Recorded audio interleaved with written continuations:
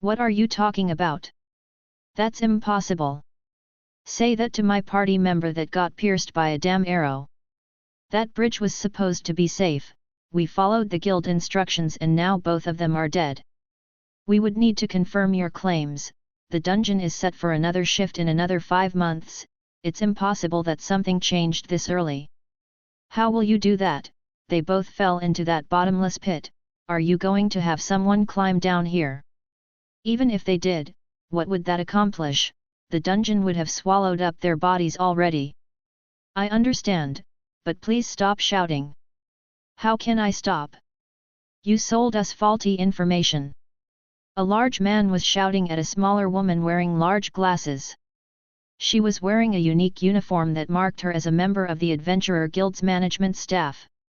The woman took a deep breath, trying to maintain her composure despite the heated confrontation.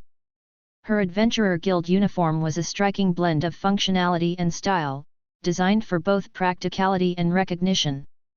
The rich navy blue fabric, though understated, carried a strong visual identity.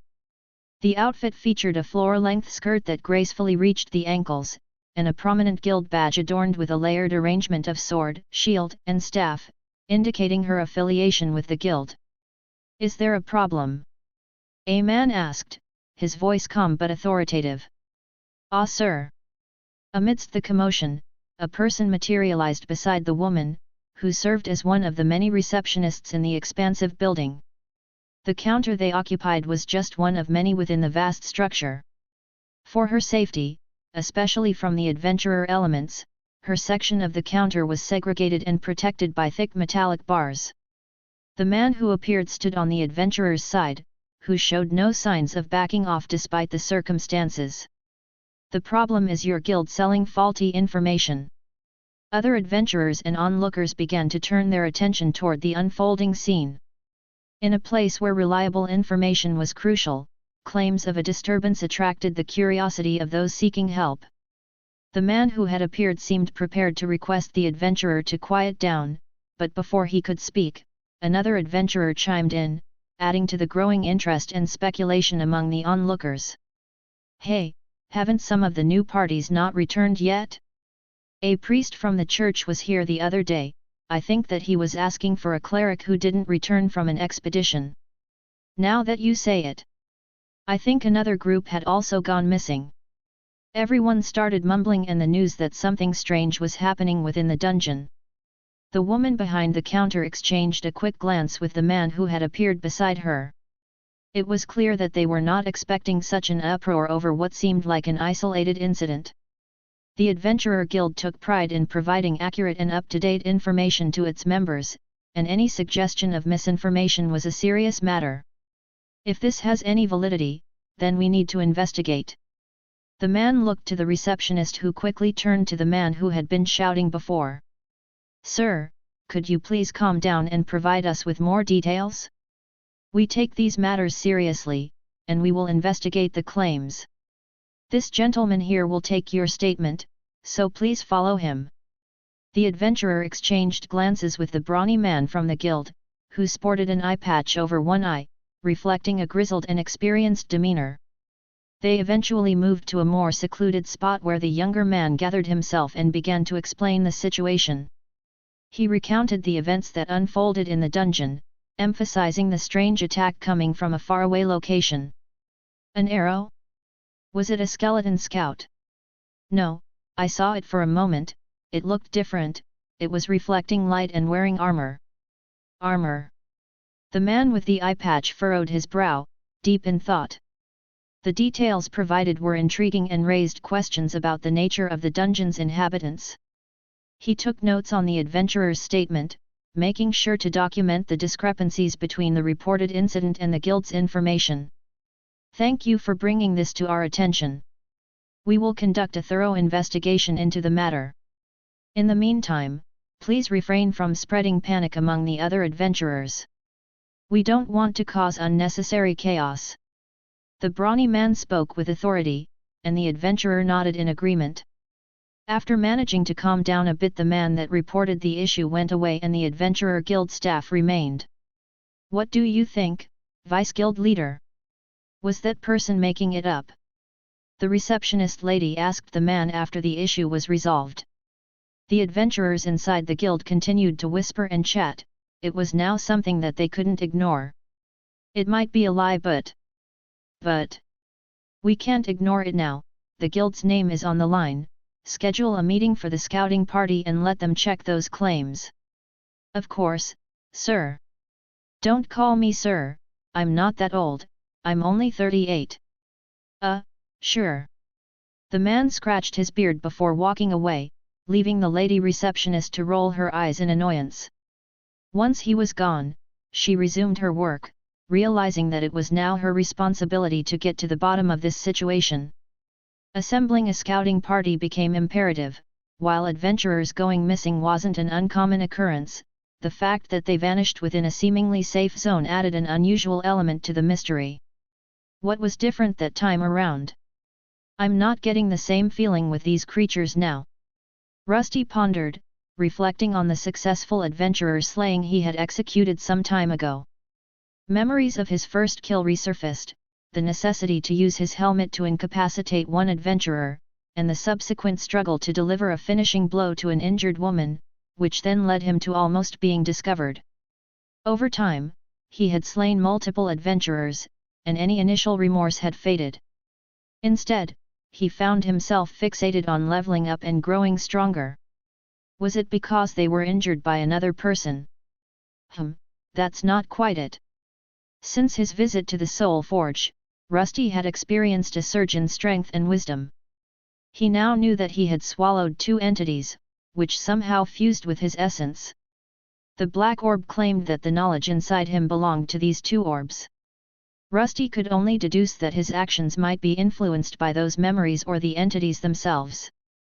However, as he grew stronger, their hold on him seemed to waver, and he considered the possibility that he was becoming more of his own person.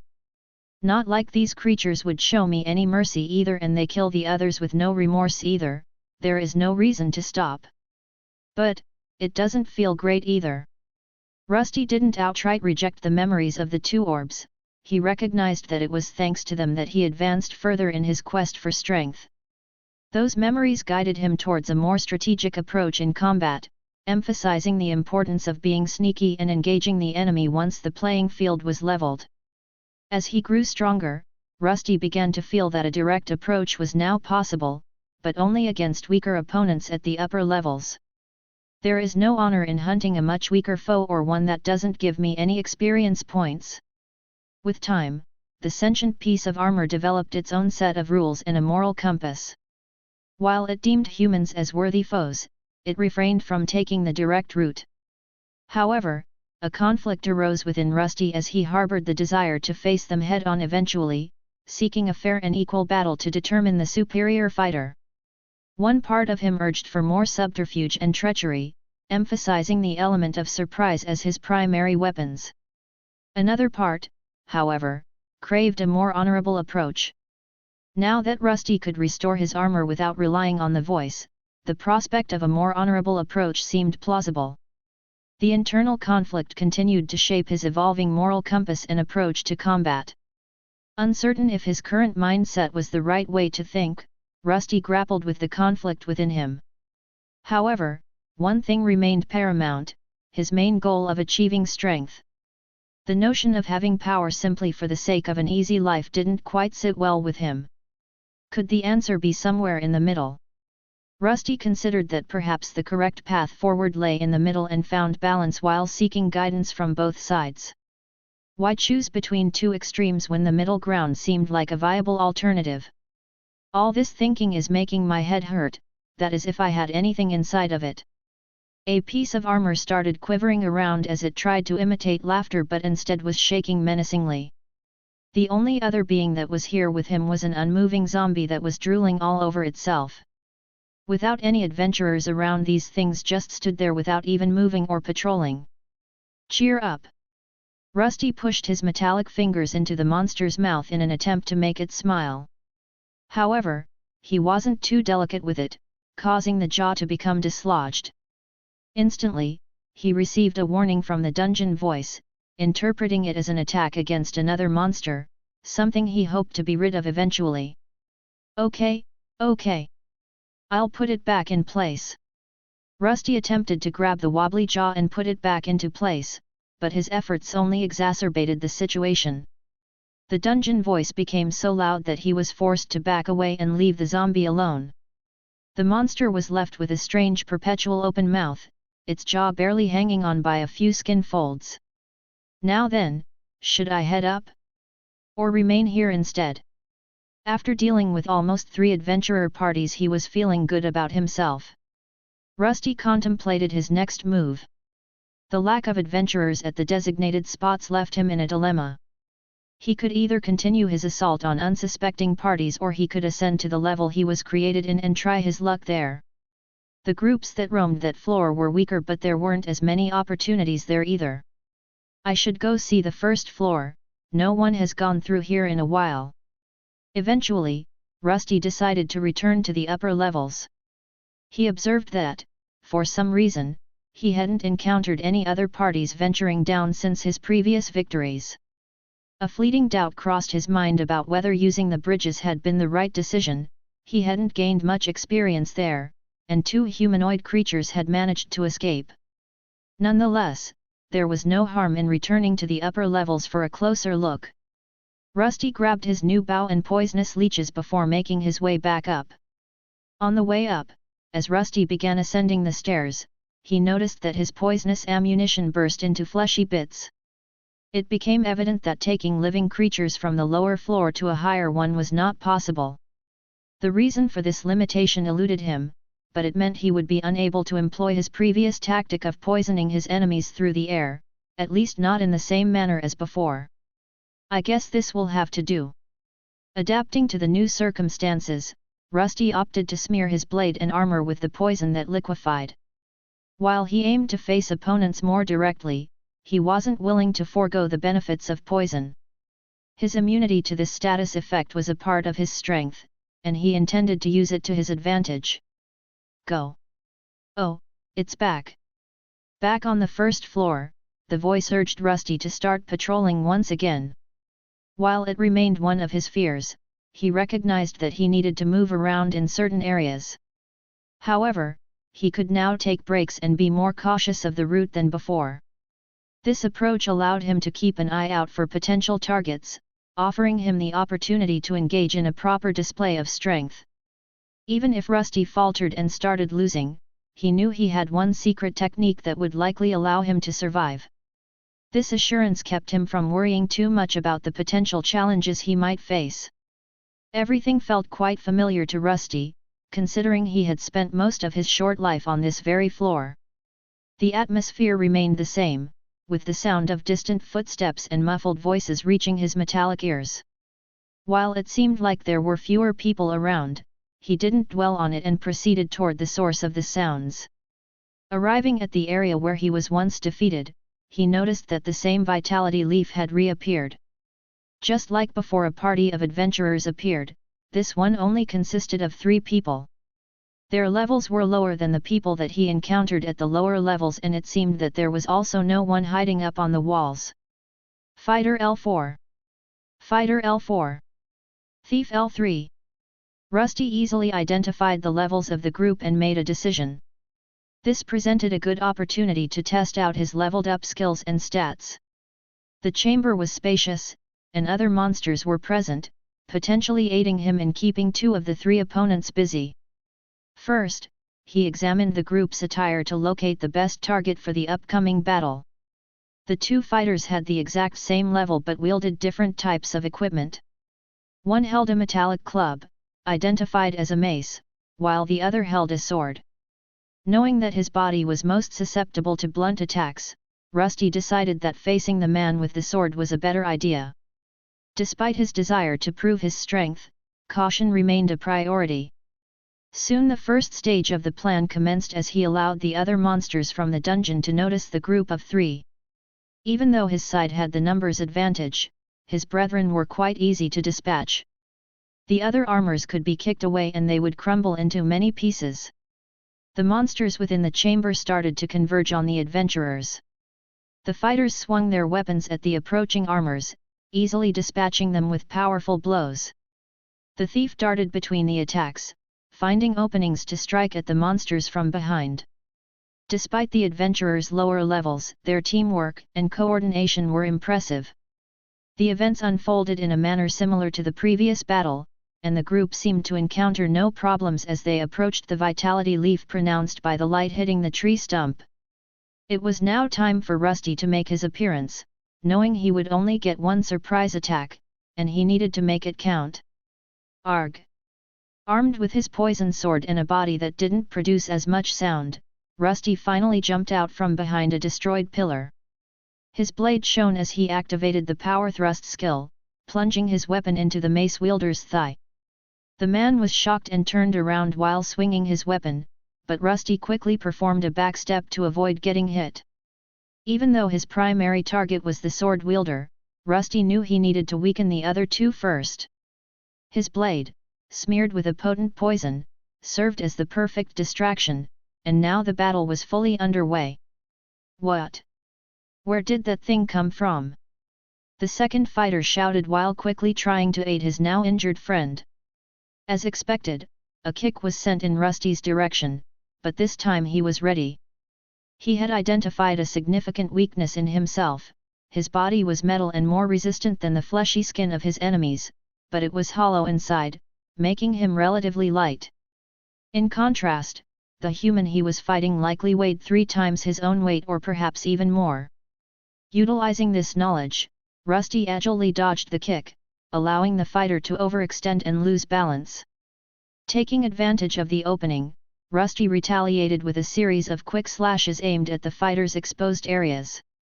While most of the attacks didn't hit, one managed to nick an area between the armor Rusty was using. His sword, now covered in blood, still retained some poison on it. His plan seemed to have worked as the man with the sword started chasing after him. The thief, on the other hand, attempted to aid his friend but was surrounded by some of the other weaker monsters still present. More and more continued to rush in, and while previously they wouldn't have been a problem, now one of the men was injured, and the other needed to protect him from the increasing numbers of enemies. This is it. Rusty parried the sword strikes and continued to hold his own against the human. He could discern the attack patterns, and his body was now able to react. Despite suffering some slashes, he returned them in kind, finally savoring the proper battle he had hoped for all this time. I'm really doing it. Rusty's sword grazed his opponent's cheek, causing his rage-filled expression to waver. The poison was doing its work, further weakening the adventurer. Rusty seized this opportunity to push the advantage, relentlessly pressing his attacks. The fighter, who was now visibly fatigued, struggled to defend himself against the relentless assault. Meanwhile, the other fighter, along with the thief, was having some trouble against the other monster skeletons and living armors. It seemed they were not prepared for this type of situation, as only on the floor below did the poisonous leeches exist. Without having to worry about these status effects, it was possible that these individuals didn't bring any antidotes for such an occasion, and Rusty's tactic was relying on this possibility. He persisted, slowly improving his own movements. It was a strange feeling, but he could sense his actions becoming more refined and his body reacting in a more streamlined fashion. The fact that his opponent was affected by the poison also helped, but Rusty was actively becoming stronger and learning from his first real one-on-one confrontation. Basic swordsmanship has leveled up. A message sounded out, but he ignored it and stepped in to deliver a blow to his opponent. Instead of the scratches he was making before, this one strike drew blood on the man's side.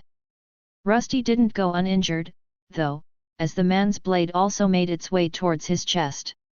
However, even though this wasn't the first gash on his armor, he was still able to continue. His body was made of metal and ran on mana and not blood.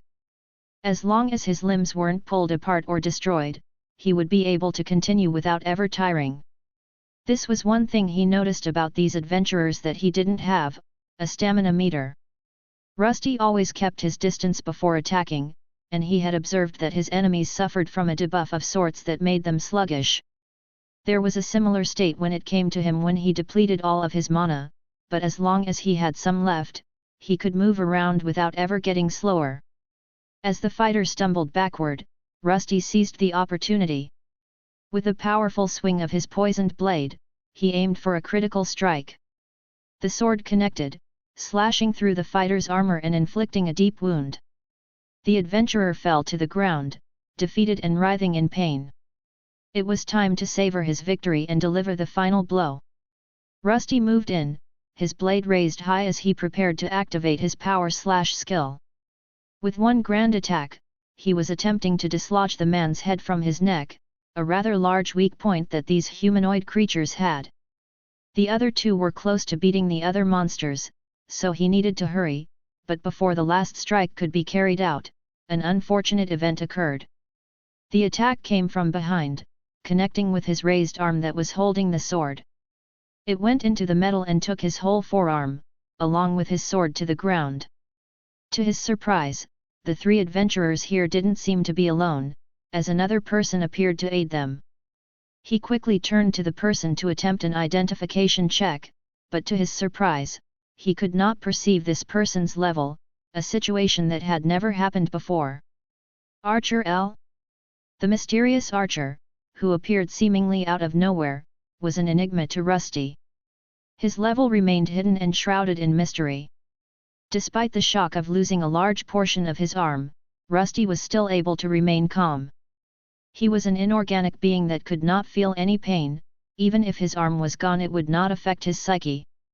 The archer held a longbow and was already nocking another arrow and ready to fire. "What's with that living armor? It's different from the others." The archer spoke out from afar and was ready to fire again, but some luck was still on Rusty's side. Monsters from within this large chamber moved towards this man's location and forced him to focus on them. However, this person was much more nimble than anyone that had previously visited this dungeon. With one shot of his bow, he was able to pierce through multiple monsters and embed them on a nearby collapsed pillar. It was clear that this person was vastly superior to anything that Rusty had seen before and probably not someone that he could face without subterfuge. It might be time to use that. While the fourth adventurer was momentarily busy, Rusty decided to grab his arm that was now on the ground with a large arrow inside of it. This arrow had pierced right through his gauntlet and vambrace parts, just in the place where they connected. The ground was brittle enough for him to be able to yank it back out, and after connecting it back to his body, he was able to move it around as the elbow joint went undamaged. However, the enemy that he had almost defeated had used this chance to get away. Pursuing him would inevitably expose Rusty to another arrow from the skilled archer. Instead, he hoisted his blade high into the air in a manner visible to all. This tactic successfully diverted the adventurers' attention, as their gaze fixated on the raised sword. "What is that thing doing?" The adventurer who had previously appeared called out, having quickly cleared the monsters around him in less than half a minute. His gaze was fixated on the raised sword, and simultaneously he readied another arrow to target Rusty standing nearby. To his surprise, before he could release his projectile, a blinding surge of light erupted from the rusty blade. What? Damn, my eyes! Rusty had just enough mana in himself to use the basic elemental charge skill that he had learned. Opting for the light element, he infused his sword to create a dazzling burst of radiant light. Although it wouldn't inflict direct harm on the adventurers, it served its purpose by momentarily blinding them and providing Rusty the opportunity to escape. With haste, he dashed into one of the numerous corridors, stifling the persistent calls of the dungeon voice urging him to continue the fight. The compulsion to heed the voice lessened upon activating the elemental skill, a perk Rusty had tested and discovered earlier. His secret technique involved fleeing while suppressing the commands for slaughter from the persistent voice. The other monsters could not hold themselves back from attacking, which would keep the adventurers from catching up to him. Despite being encased in heavy metal armor that hindered his speed, he remained unconcerned about traps or monsters, something the pursuers would have to contend with. It might be better to go down to the lower floor. Rusty made his way to the staircase leading down to the lower floor. His metal footsteps echoed in the narrow corridor as he made his escape. The adventurers, still recovering from the blinding light, struggled to give chase. The archer, in particular, had difficulty adjusting his vision, and the pursuing monsters proved to be an additional hindrance. What the hell was that? I've never seen a living armor act like this, or any monster before. Oi, what's the hold up? Having successfully eluded capture, Rusty left the adventurers behind in the chamber where the vitality leaf spawned. As he made his way to safety, 3 other people arrived from behind the corridor that the archer ventured through. The one that called out to him was clearly of the dwarven race. I think we are finished with the scouting job. The archer squinted while some tears escaped from his eyes. The dwarven companion started chuckling mockingly, clearly trying to rile up his companion. Are you crying? Do you need me to call your mommy? What? That thing just uses some type of blinding spell. It caught me off guard, it won't happen again. Haha, are you sure you didn't just pee your pants instead? The dwarf's grin widened, and his laughter echoed throughout the expansive chamber. The archer, growing increasingly irritated, pointed his bow in the direction of his carefree ally. The dwarven man, in response but still grinning, raised his large halberd in a defensive stance. However, before the situation could escalate, another voice resonated from behind them. Hey, Rystal, knock it off, leave Kaon alone, we all saw the flash of light, you'd have been blinded too. A woman wearing dark leather armor appeared between the two and managed to calm the situation down. Ha, you humans are easy to rile up. The woman shook her head around and turned to the man named Kaon for some clarification. What happened? What was that bright white light? I'm not sure, either the monster was using a magical blade or it's an irregular. An irregular monster has spawned on this floor? But the information stated that strange things were happening on the second floor but not on this one? If it's an irregular, then we need to chase it down. Wait, calm down Levi, I got it with one of my arrows, as long as it has it, I'll be able to track it. We should probably help those 3 newbies first, 2 of them seem to have been poisoned by that thing. The woman, referred to as Levi, sighed and nodded in agreement. A 4th member emerged from behind, clad in a heavier set of armor and wielding a large tower shield. Without uttering a word, he moved toward one of the corridors where a few monsters began to emerge.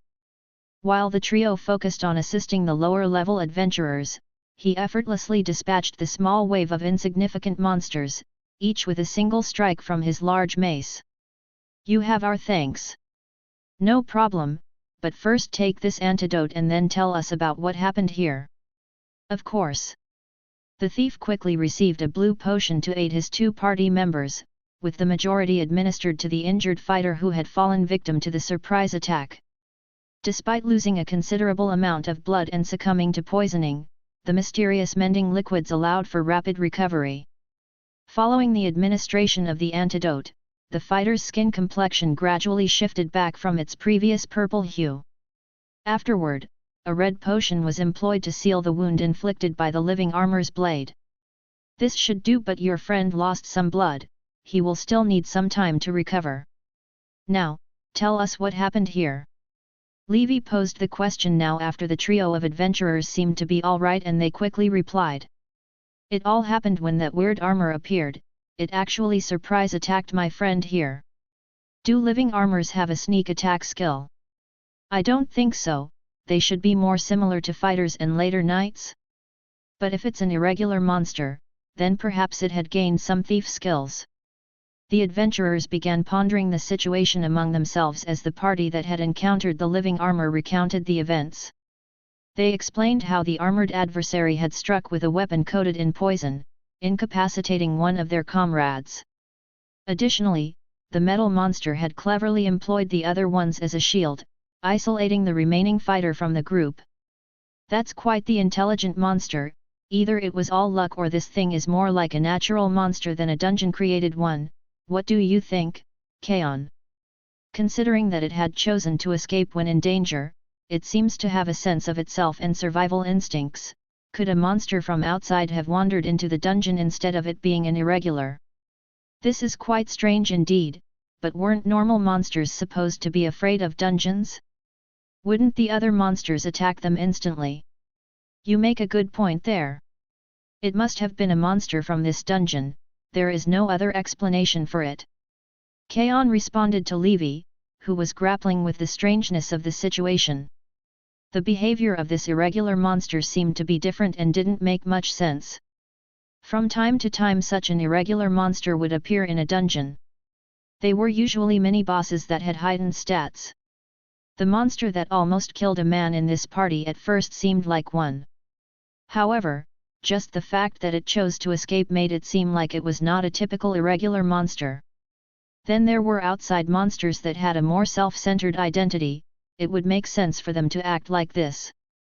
However, typically, monsters with higher intelligence, born outside dungeons, would not venture into such domains. A force usually kept them at bay, and as long as a dungeon heart was present, they would be repelled. Only higher-tier creatures could overcome this barrier, and the living armor they encountered did not seem to possess that level of strength. Oi, what you two worrying about? Hey!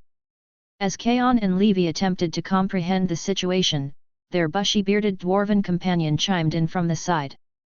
Leaning on his halberd with a grin, he quickly added. Don't we just need to slay that thing and our job will be over? If it runs away from someone like Kaon here, then it can't be that strong. I bet the guild will give us a nice bonus if we take care of it.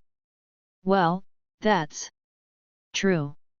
Levi replied while Kaon frowned as Rystal implied that he was weak. This mission was just to scout out the second floor, but tell me Kaon, how strong was that monster? She asked again while assessing the situation. Levi, as the leader of the party, faced the need to make a decisive decision. The targeted monster might be nearby, which would enable them to swiftly accomplish their mission. Despite not deeming this dungeon overly dangerous, they remained cautious and recognized that a few areas could be problematic even for them. I don't know, some irregulars are capable of calling in reinforcements quickly. What of it? All these monsters are just F rank, we can deal with all of them easily. The dwarven man chimed in, his halberd now positioned over his shoulder. It was clear that he wanted to push on to take care of this creature now and not wait for later. Levi turned her attention to her archer companion for some confirmation, as it was he that had seen the creature. How strong was it? I didn't manage to identify the name, but by its movements, I'd say that it's at most an F+ rank. Distracted by the presence of the three adventurers and the other monsters, Kaon was unable to identify the monster's classification and level. Nevertheless, his keen observational skills allowed him to gauge the opponent's levels to some extent, even without directly consulting their status screens. F+? Haha, this is going to be easy money. I say we go after it. You said that you would be able to track it, right? Sure, but what about these guys? Kaon pointed to the three young adventurers who had been injured previously. They had been weakened and one of them could not walk on his own. This was when the previously silent member of the group approached. Despite his imposing appearance, his eyes showed a glimmer of concern as he examined the injured adventurers. I'll take them to safety. Let us leave it up to Dedrick. Eventually, the leader of the group gave in to the request and they split into two groups. Dedrick took charge of guiding the three injured adventurers to safety, with the plan to reunite with the main party afterward.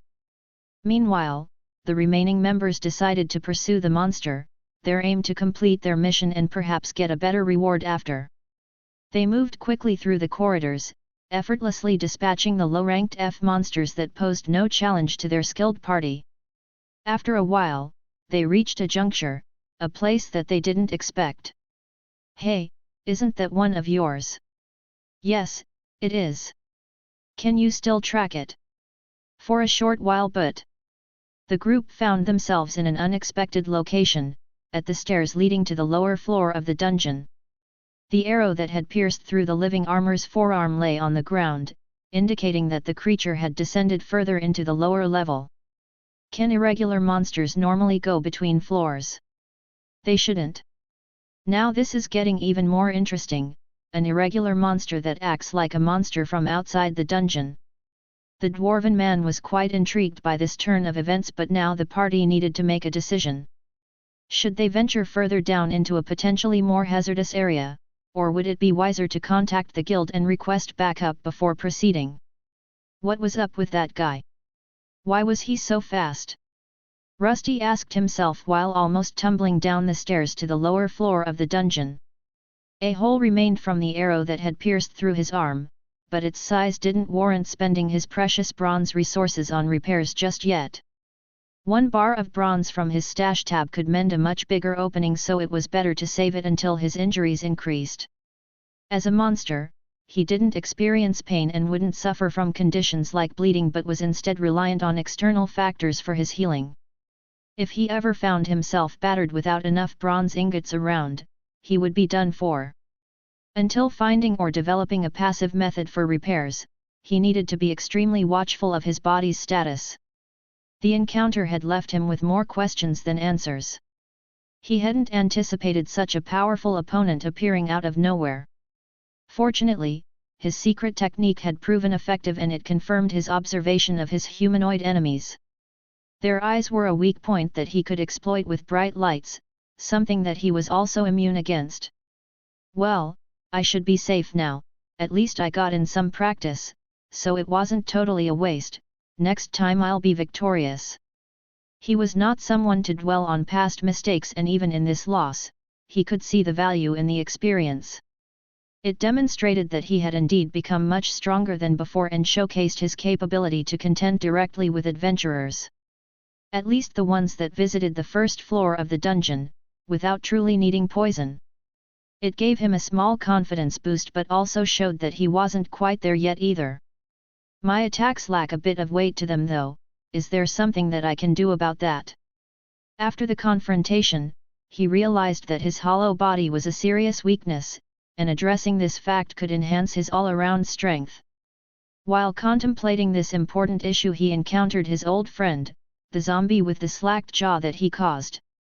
After observing this monster's size, he was surprised by its perfect dimensions that were just below his. Instantly a thought crossed his mind: what if he allowed himself to be worn by this zombie? Would he be able to become a lot more robust? This was quite an intriguing idea, and he approached the slack-jawed zombie to test it out. Placing his helmet on top of its head was relatively easy, but it became increasingly challenging to position any of his other parts. He managed to dislodge his breastplate and strap it to the monster, but anything after that became a puzzle he could not solve. The moment he removed one of his gauntlets, it became impossible to affix anything else. Also, removing his sabatons or greaves just caused him to lose his balance instead. Even though the zombie isn't moving much. The main problem was that he had to split his perception between multiple parts, something that he was unable to do, at least at that moment.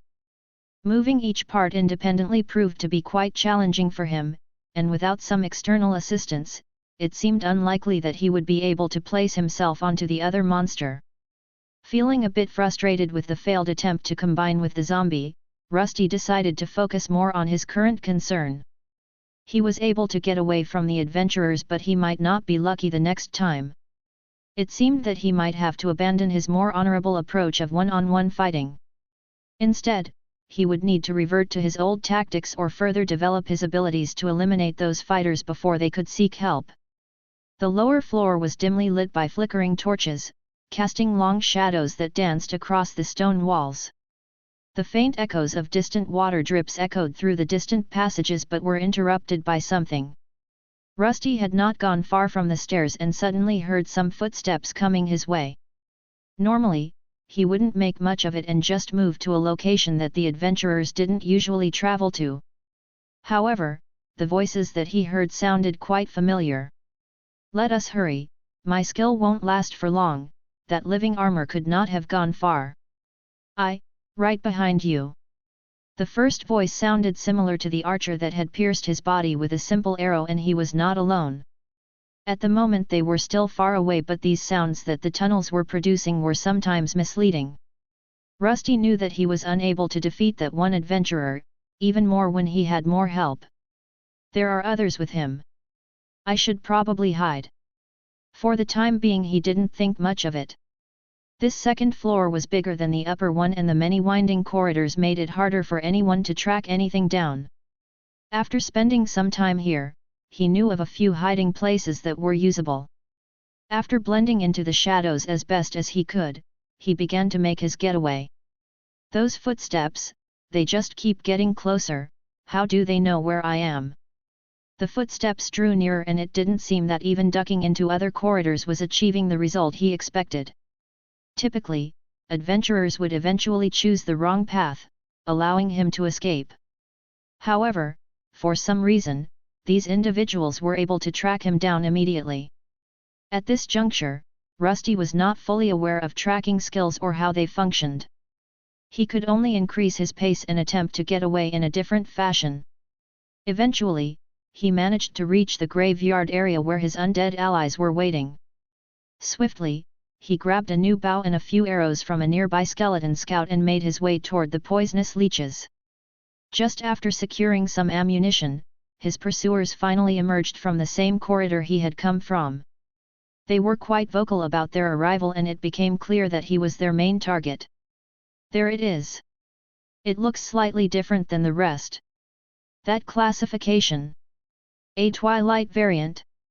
Ever heard of something like it? No, but I bet that its parts will sell for a lot if it's a unique irregular variant. Let's get it. If he had eyes they would be opening wide now. The people came all the way here just to get to him and it seemed that they were even aware that he was a corroded Twilight bronze armor, different from the rest. He was not sure why this made him a better target than the other monsters as he was not aware of adventurers selling monster parts for money. However, he did not panic but instead aimed with his trusted bow and arrow. They don't have a cleric in their party, so I should have the advantage. Rusty held the environmental advantage in this area, as it had been a proven hunting ground for him. The only downside was that these adventurers weren't attempting to round up the undead skeletons and zombies beforehand. While the creatures were rising from their graves now, they would likely not be able to surround the adventurers as easily. Thus, he began employing the old poison tactic and soon a cloud of purple mist began to envelop the area. This thing. How intelligent is it? To actually use those poison bugs like this? Quite the crafty rust bucket. Wouldn't it be a corroded bucket? The archer turned to the party leader with the question while she was left without a retort. Hey! You know that bronze doesn't rust, right? It corrodes. It's iron and steel that does that, you didn't know that. Just shut up. The lone woman from the adventurer party shouted back at the archer. Rusty looked from afar and was slowly starting to get irritated. There was a sense of leisure around the group as if they weren't taking it seriously. It started becoming clear that these people didn't consider him a tough opponent and he could tell it from their expressions. The other adventurers that he managed to hunt were different when he confronted them, but these people showed no fear, just contempt. To show them that he meant business he finally aimed his arrow toward one of them and the designated target was the smallest one who wielded a strange large weapon. He appeared to be the slowest among the group and likely the easiest target. After piercing a leech with his arrow, Rusty swiftly shot it towards the man. Even if the arrow was deflected by the man's weapon, the poison would still linger. To his surprise, something strange occurred. The man who had previously shot him with an arrow aimed his bow upward. It flashed with a pale blue light for a second before he released the projectile. It traveled in a peculiar arch to collide with Rusty's arrow and suddenly diverted its path to the side. You're not getting any of those past me. The archer snorted after executing the skillful ranged attack, but the situation was far from over. While Rusty couldn't directly poison them, the chamber was gradually filling up with the toxic mist. The area Rusty stood in was already covered in the poisonous haze, as he had stepped on a few of these worms beforehand.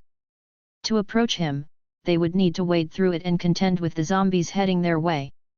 Put on your masks, and don't get injured. As long as you don't breathe in the poison or let it seep into your wounds, it's harmless. We know. Before the purple cloud could envelop them, they donned strange-looking masks on their faces. The masks had large round shapes covering their eyes made of glass and a prolonged bottom part with another strange-looking circular add-on. It was an unfamiliar sight to him, but soon he would comprehend their purpose. The group casually walked into the mist and to his surprise, effortlessly dispatched the zombies as if they were nothing. They can resist poison like me. This was not what he had anticipated, and panic began to set in. His entire strategy hinged on the poison affecting the fleshy humanoid adventurers, but they didn't seem affected at all. He overheard them discussing something about wounds, and he was certain that, at most, he could injure one of them before the other two closed in. It dawned on him that the poison was now ineffective and that the best course of action was to flee. Rusty retreated with haste and used his knowledge of the dungeon layout to navigate to another location. Now that he knew that escaping would be difficult and that poison didn't work, there were other means he needed to implement. The adventurers efficiently dealt with the small zombie horde and relentlessly pursued him. While none of the creatures in the dungeon posed a match for them, not all hope was lost yet. Hey, wait, this is... Next up was the trap puzzle corridor where he had previously defeated his second adventurer party. Rusty waited on the other end as he was a few steps ahead of them. Once the party of three found itself inside of it, he threw a large boulder at one of the tiles to trigger the trap. He observed the door closing and trapping the adventurers within, giving him a chance to escape. Will this be enough, or can they still find me? Having successfully trapped the group in the corridor, Rusty pressed on further. He wasn't sure how they were able to track him, but perhaps if he got far enough away, then eventually, he would elude their pursuit. His body wasn't particularly fast, but it never tired. Soon he arrived at the location where he had dispatched the third party. There a large gorge with flimsy bridges waited for him, but he did not cross it. The bridge led to the third floor that he could not pass into, and instead, he aimed to go into one of the other corridors. To his surprise, before he could attempt this feat, a strange sound appeared from behind. The lone entrance where he was trying to escape through was hit by a strange arrow that, after embedding itself with the top part, created a strange white barrier that looked a bit similar to a spider's web. He wasn't sure what to make of it, but it was created by his pursuers. Then when he attempted to push it to the side, his metallic hand had become stuck. "You're not going anywhere, just wait there, you damn pile of rust. What's with this cowardly monster? It's just trying to lead us into traps and dead ends. This is getting annoying, let's just kill it already." For a moment Rusty thought that he was actually in the clear, but the three adventurers didn't stop chasing him. Going by their tone, he was aware that they were losing their temper and also getting tired of the chase. He assumed that eventually the stamina debuff would kick in place and they would have to at least postpone their chase, but now he had no way of escaping. His gauntlet was stuck in this spider web trap that had been created out of nowhere. Luckily, he could just relinquish his gauntlet as it was not something that he required to survive. Now he was left with only two options: either he could face the angered adventurers or cross through the short, flimsy-looking bridge. "I don't think I can take them in a fair fight. There is only one way for me to survive this: I need to get to the other side." Uncertain of his chances, Rusty forced himself to take the bridge. On the other end, other monsters could potentially aid him. However, that wasn't his plan, as one of his hands was already missing, and battling was improbable. After quickly reaching the wobbly bridge, he started to cross it with the three people following after him from behind. "Once I get to the other side, I'll just cut the rope." This seemed to be the only way he could envision escaping the situation. After crossing to the other end, he would slice through the ropes holding this bridge together. This action would likely send his pursuers plunging into the seemingly bottomless pit below and let him live another day. While the plan seemed sound to Rusty, there were some factors he hadn't taken into account. One of them was the other monsters on the other end that, after he was about a quarter way through, started charging in his direction. "Rystal, hey, stop, do you want to die? If we wait, he is going to run away. What are ya waiting for? Just stop, stupid, think for once." It appeared that these individuals were not as oblivious as he had assumed. Only the shortest one attempted to cross the bridge, but the other two stopped him from going. Meanwhile, Rusty struggled to find his balance with his missing gauntlet. Around the halfway point, the entire bridge started to wobble violently as the other monsters were coming closer. Soon they were trying to push themselves through him to get to the other side. Their intent was clearly to attack the adventurers that he wished to escape from. This isn't worth it. Levi. Yeah, just do it, Kaon. The leader nodded, and the archer notched his arrow. Soon, it flew through the air and collided with Rusty's back plate. He was instantly pushed off balance but managed to prevent himself from falling. Giving up was not an option and he pushed himself forward to try and get to the other side of this bridge. In his mind, if he could get there and cut the ropes, then the adventurers would have to eventually give up on their chase. However, a second arrow found its way into his armor and collided with his foot. It was exactly at a moment when he was taking an important step and finally, he started falling. His only working hand attempted to grab onto something, but it was to no avail. Soon, Rusty found himself airborne, tumbling down into the darkness below without anything to hold on to. Damn thing gave us enough trouble, let's just get that one part it left and get out of here. The trio of adventurers didn't even care as they watched him plunge to his demise. The only thing on their minds was now profit, and staying here would be a waste of time. As Rusty descended toward his demise, they shifted their attention to the approaching monsters and the leftover gauntlet. Their minds had already moved on from this entire encounter, leaving Rusty with nothing but falling into the darkness and looking forward to the inevitable collision at the end. That was an annoying pile of rust.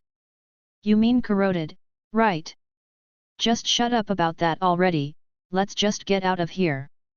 If you so please, madam. The archer from the group attempted a very formal bow, or at least something resembling it.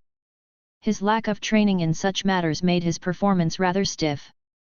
The team leader Levi sighed and delivered swift punishment to her party member by kicking his leg. Instantly, the man recoiled in pain, but luckily most of the damage was taken away by his shin protector. Ow, not the shin. Stop playing around, let's get that gauntlet that monster left and get out of here. I bet Dedrick probably got lost somewhere in the dungeon again. He should have caught up to us by now. The dwarven warrior responded after extracting his halberd from the undead creature he had just defeated. A few of them made it over the bridge that their target had fallen from. While they intended to capture the entire creature, it was sufficient to bring a part of its body to present to the guild as proof. It doesn't look much better than the metal from the other living armors. Can we even sell this for more than a silver coin? I don't know, it had a strange name to it, never heard of a Twilight variant, maybe we can sucker in one of those alchemists. Those guys? Yeah, those idiots love to pay good coin for these unique monster parts. Levi dislodged the gauntlet from the sticky net that it had been stuck to. After looking at it for a moment, she shrugged and tossed it into a bag that was carried by her warrior friend, Rystal. Let's find Dedrick and grab whatever else we can from this low-rank floor, but it probably won't be anything worthwhile. The trio soon left with their spoils and left the fallen living armor behind.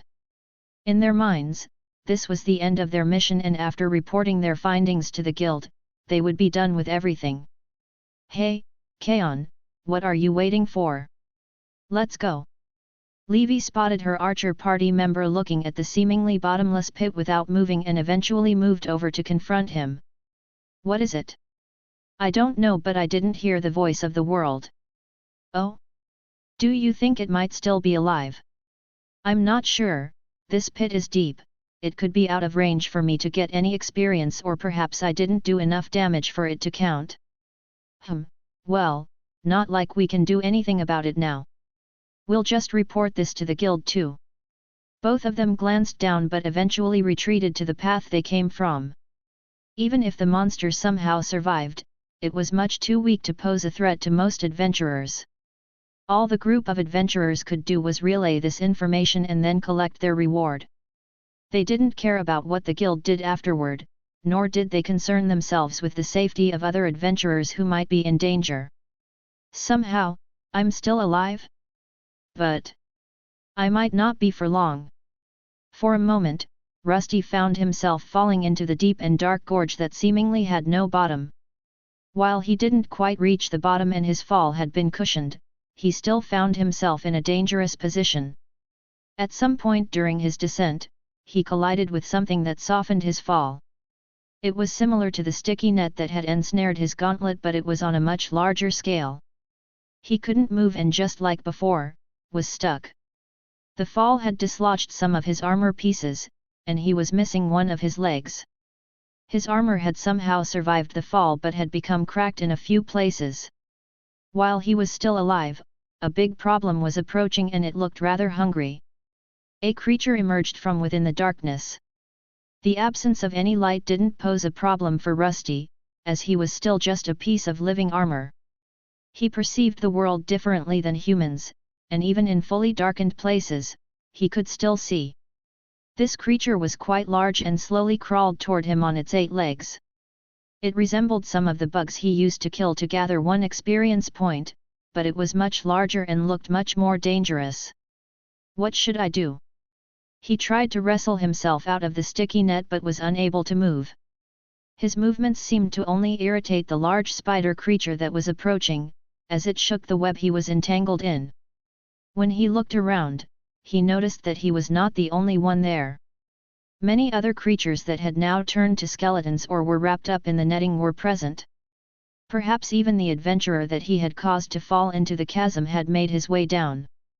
There is something different about this creature, it doesn't feel like it belongs here. One particularity about this monster was that it felt different than the dungeon monsters he had previously encountered. Within the dungeon there was a type of sense of belonging. It was a sort of barometer that every creature there had, and it helped him distinguish between his allies. It seemed as if this thing was not born of the dungeon, and it wouldn't hesitate to tear his body apart. To make things worse, this spider monster was already munching on Rusty's missing leg. He could see his sabaton vanishing into its gullet. He knew that these creatures normally preferred to munch on more fleshy monsters, but this one seemed to have an appetite even for metal. Considering that he couldn't move at all, this seemed like the end of his adventures. Just as he had managed to escape the group of adventurers, he was now going to really perish again. Will I lose my levels and evolution? He was not afraid of death, as the 2 previous times he was just reformed as the same corroded armor. However, after gaining many skills and experiencing his first evolution, he was unwilling to simply give up. An emotion akin to pride began forming in his metallic form, and he could not be sure if reviewing was even an option. For some reason, he felt that the dungeon's influence was a lot weaker here, and that if he accepted his fate now, all of it would end. But how do I get out? I can't even move. Even though he wanted to resist, there was no way of doing it. The monster was already on top of him and munching on his other leg. Without any problem, it bit through his remaining cuisse and was on its way to eating him alive. Fear bottled up inside of him as he tried to exude more of his strength, but it was to no avail. The monster placed one of its legs on his back plate and plunged it right through. The difference in power was apparent, and even without this spider web he was in, there was no chance of him coming out on top. There has to be something. The monster was busy eating his body parts, but he wasn't giving up. His remaining arm was still holding his sword, and in a last-ditch effort, he decided to use one of his only skills. This skill was not known for its damage, but perhaps it would do something. Thus, suddenly a burst of light enveloped his weapon and illuminated this entire darkened area as if it was day. Kuaha! To his surprise, the monster that was holding him tightly reacted quite strongly, and this wasn't all. The webbing that he found himself trapped in did the same. For some reason, it started to dissolve the moment the radiance took over this place. While the monster didn't die, it was as if the light he was producing was able to burn through its body. The part of the web that was around the sword became loose, and soon after his whole arm was free. Now that he could move it, he realized that there was a way to free his remaining body parts. After a few strategically placed cuts, he was finally able to dislodge what remained of his form. At the moment, this was his right arm and upper body with both legs missing and no left hand. It was quite the predicament, at least the monster had retreated into an opening in the wall. Where am I? While he could see inside the darkness, it didn't mean that he could perceive things that were too far away. With the help of the light, he could now see this place and perhaps a way to save himself. There were some holes within the walls of this chasm, but there was also no visible bottom that he could see. One such opening wasn't that far from his location and perhaps he could reach it. There was one problem though, he would need to get there first, but most of his lower body was missing. At first, he thought about restoring his damaged body, but such an act would take some time. While the monster spider had retreated to a nearby hole to save itself from the light, the radiance would not last. His magic points had not fully recovered and thus he would be unable to activate this skill again. Considering that this monster wanted to eat him, it would probably attempt to stop him. I should have some time, it's better than nothing. The plan wasn't very safe or plausible, but there was nothing else he could think of. After the light on his sword started to die down, he holstered his blade and used his only good arm to pull himself forward. At the same time, he quickly brought up his stash tab and willed it to use one of the bronze ingots to restore his lost gauntlet. It would take a few moments for it to reform, but with 2 working arms, he would be much quicker. Just as expected, it was taking a while for this to happen, and not having legs wasn't so bad as he was much lighter now. Due to the light, the sticky web had for some reason become a lot more flimsy and also lost its properties to hold him in place. Thanks to this fact, he was now able to slowly crawl towards the wall where safety awaited. However, once the light was gone, the monster spider that was trying to eat him emerged again. Its many eyes focused on the suit of armor that was crawling away. It gave chase, but at a slower pace. It seemed to still be wary of the light that had been previously produced, and its body was even sizzling from the damage it received. Rusty continued to crawl, and after restoring his second hand, he continued at a faster pace than before. Time was running out and the monster continued to approach Rusty from behind. He did not turn to look but continued crawling forward until he reached the end of the road where only one large strand of webbing remained. With one hand he grabbed the rope-like web and used his other hand to cut it. However, even when his sword collided with it, the webbing didn't give out and he was seemingly stuck in place. Guah! The spider gave out a strange sound while increasing its pace. It seemed to have now fully recovered from the light attack and was unwilling to let its prey escape. The 8 legs were utilized to quickly bridge the gap that had been created. If one isn't enough, Rusty wasn't willing to give up. He had come too far to be just eaten by this thing, nor did he want to fall to his death either. Just like he had announced, if one strike was not enough, then he would try again until they were. His sword began to chip and dull, but he did not relent. Until the end, he did not give up, and just as the giant spider was about to pounce at him again, the webbing finally gave in. The sword he was using broke at the exact moment Rusty sliced through. One hand clung to the rope-like web thread and he was now swinging through the darkness. His path took him towards the opening in the wall that he had previously seen. As he flew through the air, he felt a sense of relief, but it was short-lived. While the monster didn't give chase, he did not truly judge the distance too well, and instead of ending up in this opening, he collided with the wall on the side. This isn't good. His metallic fingers pushed into the rocks instantly, but he started sliding down. He desperately tried to grab onto something, but the smooth surface of the wall offered him no grip. Rusty slid further and further down with an increase in speed. Panic set in as he realized that he might end up falling into the abyss after all. Suddenly, as he was clamoring for some support while sliding down, he lost his grip on the rocky wall. It was not that he had begun falling, but that there was no wall that he could cling to. While sliding down, luck was finally on his side. He ended up at another opening, but one that was quite narrow and short. Instantly, he attempted to grab onto something as his fall still continued. The empty hole took him by surprise, but he was able to grab onto the edge to keep himself from sliding down more than before. His body, now consisting mostly of his upper torso and limbs, didn't weigh that much, so he was finally able to hold himself together. Then with haste, he started to pull himself up into the narrow opening that had appeared. There wasn't much space here but enough for him to finally relax. I'm safe. I survived. If he was a human being then he would be sweating bullets by now. He was still stuck in a void filled with darkness where he couldn't see the bottom nor the top. If he wanted to get back to the dungeon where he came from, then climbing seemed to be the only way. However, the metal-eating spider monster was above him and perhaps more of the same types lurked in the darkness. But now what? With the light from his blade gone, he couldn't see that far anymore. There was an ever-encompassing darkness very reminiscent of the void that he came from. He thought of restoring his body now and attempting to climb up. Rusty was a monster that could not tire out, so perhaps he would be able to eventually crawl to safety. However, the walls were quite flat, and just like before he would probably just end up sliding down and further towards the bottom. Looks like I should be able to squeeze through. If going up wasn't an option then perhaps the hole he discovered would give him some answers.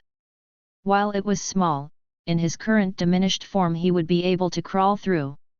When looking inside he could see that there was more space inside and it seemed to lead somewhere. Without much hesitation, Rusty decided to venture into the darkness of the narrow passage, or more precisely, squeeze himself into it. His bronze body scraped on the jagged edges of the rocks and created a somewhat uncomfortable sound. Instantly he could hear some movement in the distance, as if something outside had been awoken. Quickly, he pushed himself inside while not caring about the damage he was sustaining, and eventually, he was able to force his mangled body into the narrow opening before something loud and heavy landed close by. As he crawled more inside, he could feel something hitting his backplate that became even more dented than before. Luckily, he was left with a small amount of hit points that allowed him to get to safety. Whatever tried to grab him from the other side relented, and finally, he could truly take a breather. He was now in a new place, somewhere where even the monsters were trying to attack him. For the time being he decided to take a breather. His body was battered and scratched all over, and while he still had some bronze ingots to restore his body, his resources were limited. He needed to pace himself as the challenges that awaited him were unknown, and perhaps finding bronze in this area wouldn't be as easy as before. That's better. Now what should I do? Rusty had expended a large amount of bronze to restore the rest of his body to its original shape. After crawling through the initial hole, it gradually expanded enough for him to walk on both his metallic legs. The entire place felt somewhat peculiar, as if still under the lingering influence of the dungeon, but not entirely so. While he was falling down the large hole, he also heard the voice screaming at him before suddenly going silent. It was as if something had severed or blocked the connection he previously had. However, this was still similar to him going down to the second floor where the connection was lessened as well. Once here he also noticed a new peculiarity. If that thing tried to eat me, I should probably assume that those aren't friends either. Classification: Minuscule MYRM Ant Drone L4G+. Type: Insectoid. There were other monsters down here, ones that differed from the ones on the first and second floors. They didn't have the usual humanoid shape but were more similar to the smaller insects he dispatched for 1 experience point each. The area here had become dimly lit thanks to strange glowing insects sticking to the walls. This let him examine the insectoid monster in more detail. The first thing that caught his metallic eyes was the creature's head. It had 2 large antennae that were constantly twitching. It had a set of mandibles that opened up the moment he was spotted. Its size wasn't that large as it reached up to about his knee, but it was also somewhat lengthy. The monster had 2 other main parts besides its head and was somewhat similar to the monstrosity that had almost eaten him. However, it has 1 less set of shorter legs, not as many eyes, and its coloring was dark brownish. Is it charging? Rusty had been able to reform his body and blade with the help of his leftover bronze. His resources were running low and he was down to 2 more bronze ingots. To his knowledge, there was no bronze to be gained here, so he couldn't let himself be damaged anymore. This large ant monster didn't seem to be a friend like the skeletons or zombies. He needed to protect himself. The ant monster hurled itself at him as soon as he made himself known. Preliminary analysis indicated that this was a G and rank monster and not something Rusty had encountered before. Rusty, classified as an F-rank monster with some FN stats, found himself unsure whether this made him stronger or weaker than the creature. However, judging by its movements, he was inclined to believe that it was actually much weaker than him or any of the monsters he had encountered before. Its attack pattern was quite rudimentary as it came at him in a straight line. The only weapon it possessed was a pair of mandibles that could potentially chew through his armor, a theory Rusty was unwilling to test. Instead, he sidestepped the attack and instinctively activated his power/move. His sword executed a swift downward strike, effortlessly cutting the creature in two. You have gained plus 10 experience points. It's kind of weak. The monster ant proved unable to withstand more than one hit from his sword. In comparison to all his previous experiences with adventurers, this monster felt like a joke. It moved slowly and approached him without any strategic or intricate thought. Then to make things even better, the experience gained from defeating it was much higher than from any other insect or rodent he had faced. While it didn't come close to the experience received from killing an adventurer, the risk factor associated with this creature was rather low. Isn't this rather good? Maybe I shouldn't return to the upper layers. Rusty thought to himself, as his main reason for existing was still the pursuit of power and further evolution.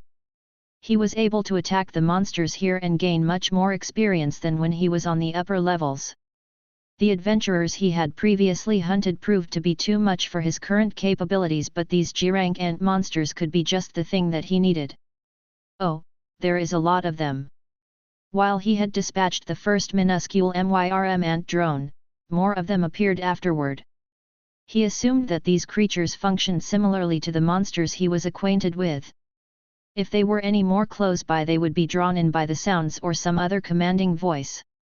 Soon, instead of just one ant, there were 5, and the battle started again.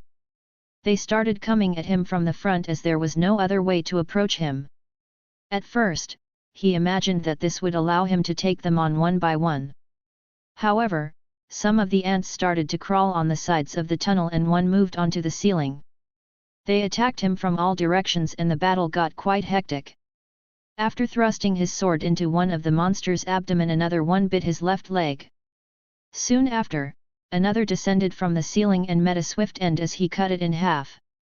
Its green innards sprayed onto his armor, but it didn't bother him too much. It appeared that this time around, his armor was sufficient enough to prevent any substantial damage. The monster's mandibles were bending the bronze, but they couldn't rip through it. Finally, his armored form was coming in handy and he quickly dispatched the 5 other dog-sized insects. All this experience. This is great! Rusty began to cheer as he gained 60 experience points in a matter of minutes. Previously, it would take him multiple hours of trying to find small rodents or other creatures to achieve the same result. It was not something he was accustomed to and he craved more, and to his surprise, this was not quite over. Oh! They are still approaching? This is becoming a bit troublesome, perhaps. While he loved the continuous experience grind, the monsters kept appearing, and he was forced to endure more gnawing attacks. His armor managed to withstand the assaults, but the more ants bit the same spots, the sooner he would start losing body parts. He utilized his swordsmanship as best as he could, but he felt that he couldn't sustain something like this forever. After another 5 minutes, there were now more than 15 corpses in the corridor where Rusty had appeared.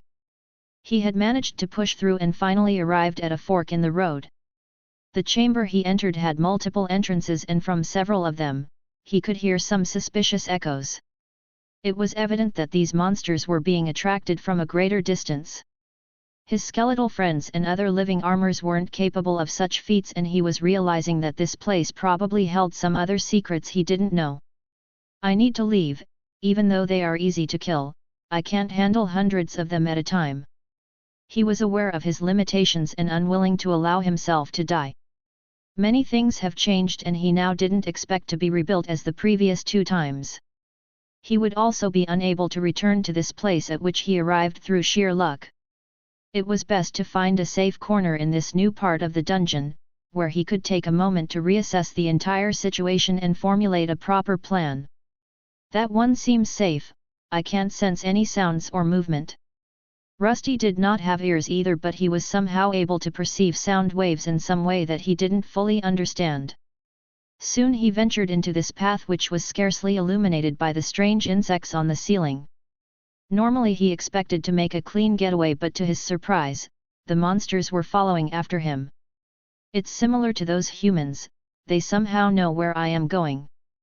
Finally, he realized that these monsters might never let up and that he needed to do something. Rusty didn't really have a clue as to how all of this was happening, as the monsters from his dungeon level had no such capabilities. While running, he tried to strain his metallic brain for answers. The memories from the Demon Lord and Hero had become quite faint since he visited the Soul Forge, but he was somehow able to decide something. The monster blood, perhaps. After confronting the first few monster ants, he became covered in their insides. The armor he was wearing was now coated in green goop and various liquids from the monsters.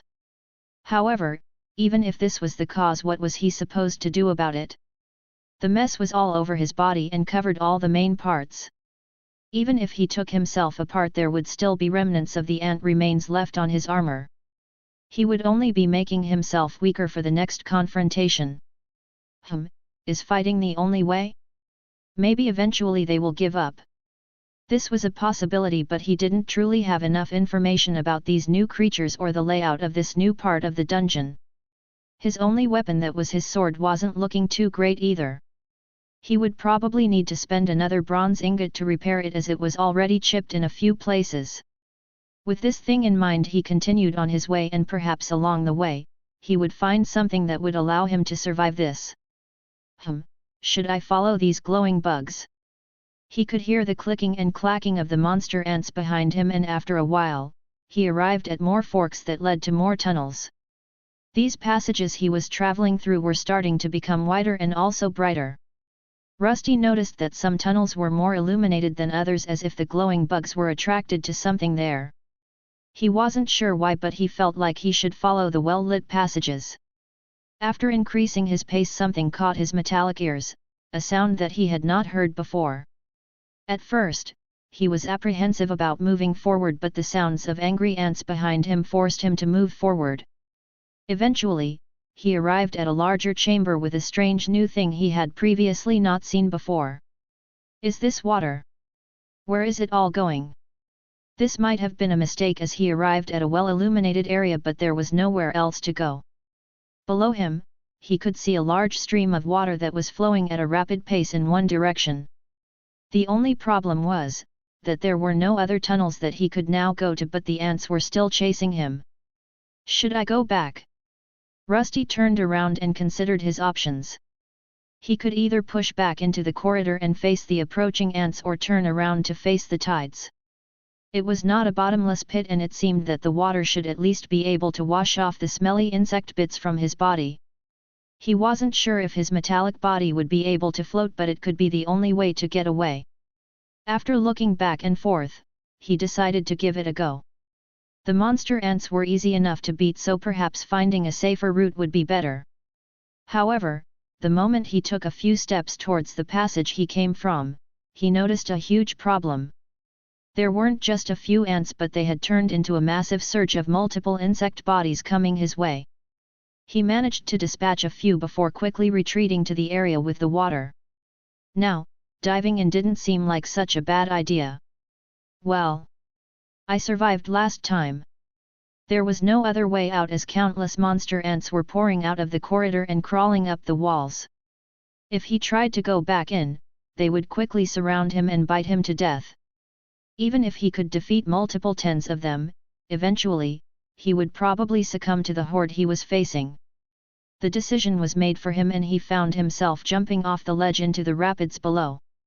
The last thing he saw was the many ants on the ledge looking down at him. Luckily, it didn't seem like they liked this river too much, as none of them decided to jump down after him. He was quickly carried away while bumping into some rocks, and his body, at first, remained on the surface but eventually started to fill up with water. With more weight, he started going under, but before he was fully submerged, a large log came flying in. Rusty identified this log as something that could keep itself above the currents, so he clung to it with all his might. The lone log carried him downstream and he had no idea what was happening around him. Light kept expanding the more he traveled through this rapid river, and other sources that he couldn't fully identify yet showed themselves. The current started to pick up speed and the surroundings began to change. He soon found himself in a wider area where he spotted some other monsters on the side. It were some other ant-type monsters, but some of them were larger than the drones he had seen before. They stood on the sides while he continued to cling to the log and go downstream to eventually fall down another hole. It was a waterfall that he arrived at, and during the fall his grip became loose. His helmet had started to fall off and he had to grab it to not lose his head. Thus, he found himself free falling and made quite the splash down below. Once underwater, he collided with some other debris brought down by the water and continued to flow further down, but eventually, he reached an end. Rusty clung to some branches that allowed him to float forward, and eventually, he could feel some ground under his feet. His body was filled up with water, which made it hard to move forward, but luckily, the area he came up in wasn't that deep. The waterfall made a lot of noise in the distance, but besides it, there was no one here.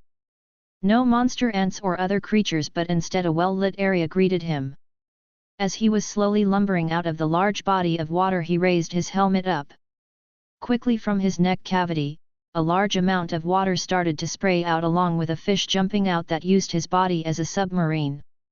It flopped around in the air and then plunged back down into the small lake that had formed down here. Rusty continued to move forward while parts of his body continued to leak, and only after getting out did he start looking around.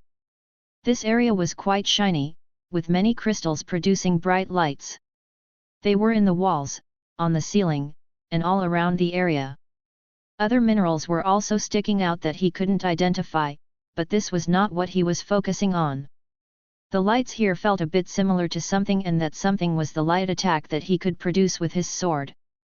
Perhaps, just like with the spider, this light could be the reason why there were no monsters here and why the ants did not follow him. Should I use this area? It doesn't seem like it's used by anything or anyone. Rusty pondered his options as he stood in the illuminated chamber, dripping water and surrounded by sparkling crystals. The absence of any immediate threats gave him a moment to think and plan his next move. The water that still clung to his metallic frame dripped onto the rocky ground and created small puddles that reflected the ambient light from the crystals. While he wasn't sure about the connection these glowing crystals had with his sword skill, they seemed to be repelling the monsters and keeping them away. It was perhaps possible to use this chamber as a safe haven, something that he could turn into a base. Identification. Petty light crystal. A crystal filled with a minuscule amount of the light element. What about this bigger one? Identification. Lesser light crystal. A crystal filled with a small amount of the light element. It doesn't seem like I can store them though. I bet they would probably come in handy inside the tunnels, as those ant things don't seem to like the light. They are fine with those other glowing bugs though. I guess it's the light element part and not the actual glow. Rusty had arrived at a strange area filled with various light sources. There were crystals coming out of the ground and walls. Everything in this place was being illuminated, but something similar to his basic elemental charge skill. Thanks to this effect, a safe zone was created where no monsters wandered in. Even after waiting more than an hour, no ants dared to jump down the waterfall. I can store these though, at least the petty ones. Identification. Petty mana crystal. A crystal filled with a minuscule amount of mana. Can be used to restore MP. The light crystals were producing a white light while the mana crystals were shining in a paler blue color. To his surprise, his magic points were for some reason recharging at a much faster pace than before. He deduced that it was thanks to these many blue crystals that were exuding magical energies. But how do I use these to restore my MP? After realizing that he was relatively safe, he explored the area and found these two resources. The white glowing light crystals could provide him with a place to rest and run away to, while the blue ones could perhaps make battles easier. Basic power thrust and slash were his two main attacking skills, but they needed MP to be used. After a few swings, he would be drained of that resource and need some time for it to recharge. His identification skill suggested that it might be possible to use the smaller blue crystals in some manner. Thus, he decided to test this by using up most of his mana while away from the area with the mana crystals. There was another path leading out that eventually turned into a dark corridor that the passive effects could not reach. There he held one of the small mana crystals to see if it would do something. It's not really doing anything. I was recovering more mana back in the crystal cave. Rusty wasn't sure what he was doing wrong or how to tackle this issue. He tried holding the crystal closer to his body and even attempted to place it inside his own metallic body. These attempts went unrewarded as nothing seemed to be happening, but then, with some luck, he managed to figure it out. When he attempted to retrieve the crystal from within his body, he fumbled a bit. The shiny stone landed on the ground and cracked slightly. It seemed that these strange minerals were quite brittle and even a small fall would cause some damage to them. However, once some cracks were revealed, a tiny amount of strange blue mist emerged for a second. Oh! My MP bar jumped up by a few points. The moment his body came in contact with this blue mist, he recovered some magical points. To further test this incident, he picked up the cracked stone and crushed it into fine powder. This produced a more intense mist that somehow was sucked into his metallic body and quickly restored his MP to full. So that's how you do it. Just crush it and it's done. Rusty cheered at his new discovery and quickly made his way back to the cave filled with these crystals. He was able to store the smaller ones that were about the size of his thumb in his stash tab. Would you like to store petty mana crystal inside of your inventory? When he focused on the mana crystal, he was eventually given a prompt by the world system. Under the window with the message, there were two buttons, one in red that said no and one in green that said yes. He had learned that he could either will it to be activated or press it down with one of his metallic digits. For some reason that he didn't fully understand, it felt better to poke at it with his digit instead of forcing it with his mind. It was also a bit faster when he didn't have to focus his brain too much. A petty mana crystal has been added to your inventory. A petty mana crystal has been added to your inventory. A petty mana crystal has been added to your inventory. Storage capacity for this item has been reached. Oh! What is this now? After acquiring exactly 10 of the crystals into his stash tab, he was unable to put in any more. There were hundreds of these small ones in this cave and even larger ones that he couldn't even process. However, for some reason, there was a limit to how many of them he could carry in this stash tab. He could see the number under the icon representing them and was unable to switch to any of the other squares inside of his inventory grid to fit any more of them. Strange. I guess there are some limits. Rusty was not sure why he was being limited by this system, but perhaps if he leveled up, more inventory space would be freed up. It seemed that something was trying to keep him from acquiring too many of the good items early in his evolutionary journey, and having too many of the lesser ones wasn't possible either. 10 isn't bad though, should be enough for now. He wasn't deterred by this turn of events, as having more mana was always a plus. With the help of these crystals, he would be able to defeat more enemies, and returning here to restock was always an option. Perhaps this was a blessing in disguise, as it would keep him more grounded. Otherwise, he could end up venturing too far into the unknown caves and get himself slain by some entity he doesn't yet understand. I did overdo it with those adventurers. Maybe if I didn't kill so many, those strong ones wouldn't have appeared. Rusty pondered over his recent experiences and decided that a more cautious approach might be more beneficial. The illuminated chamber with crystals had provided him with a sanctuary of sorts, a place where he could recover and strategize.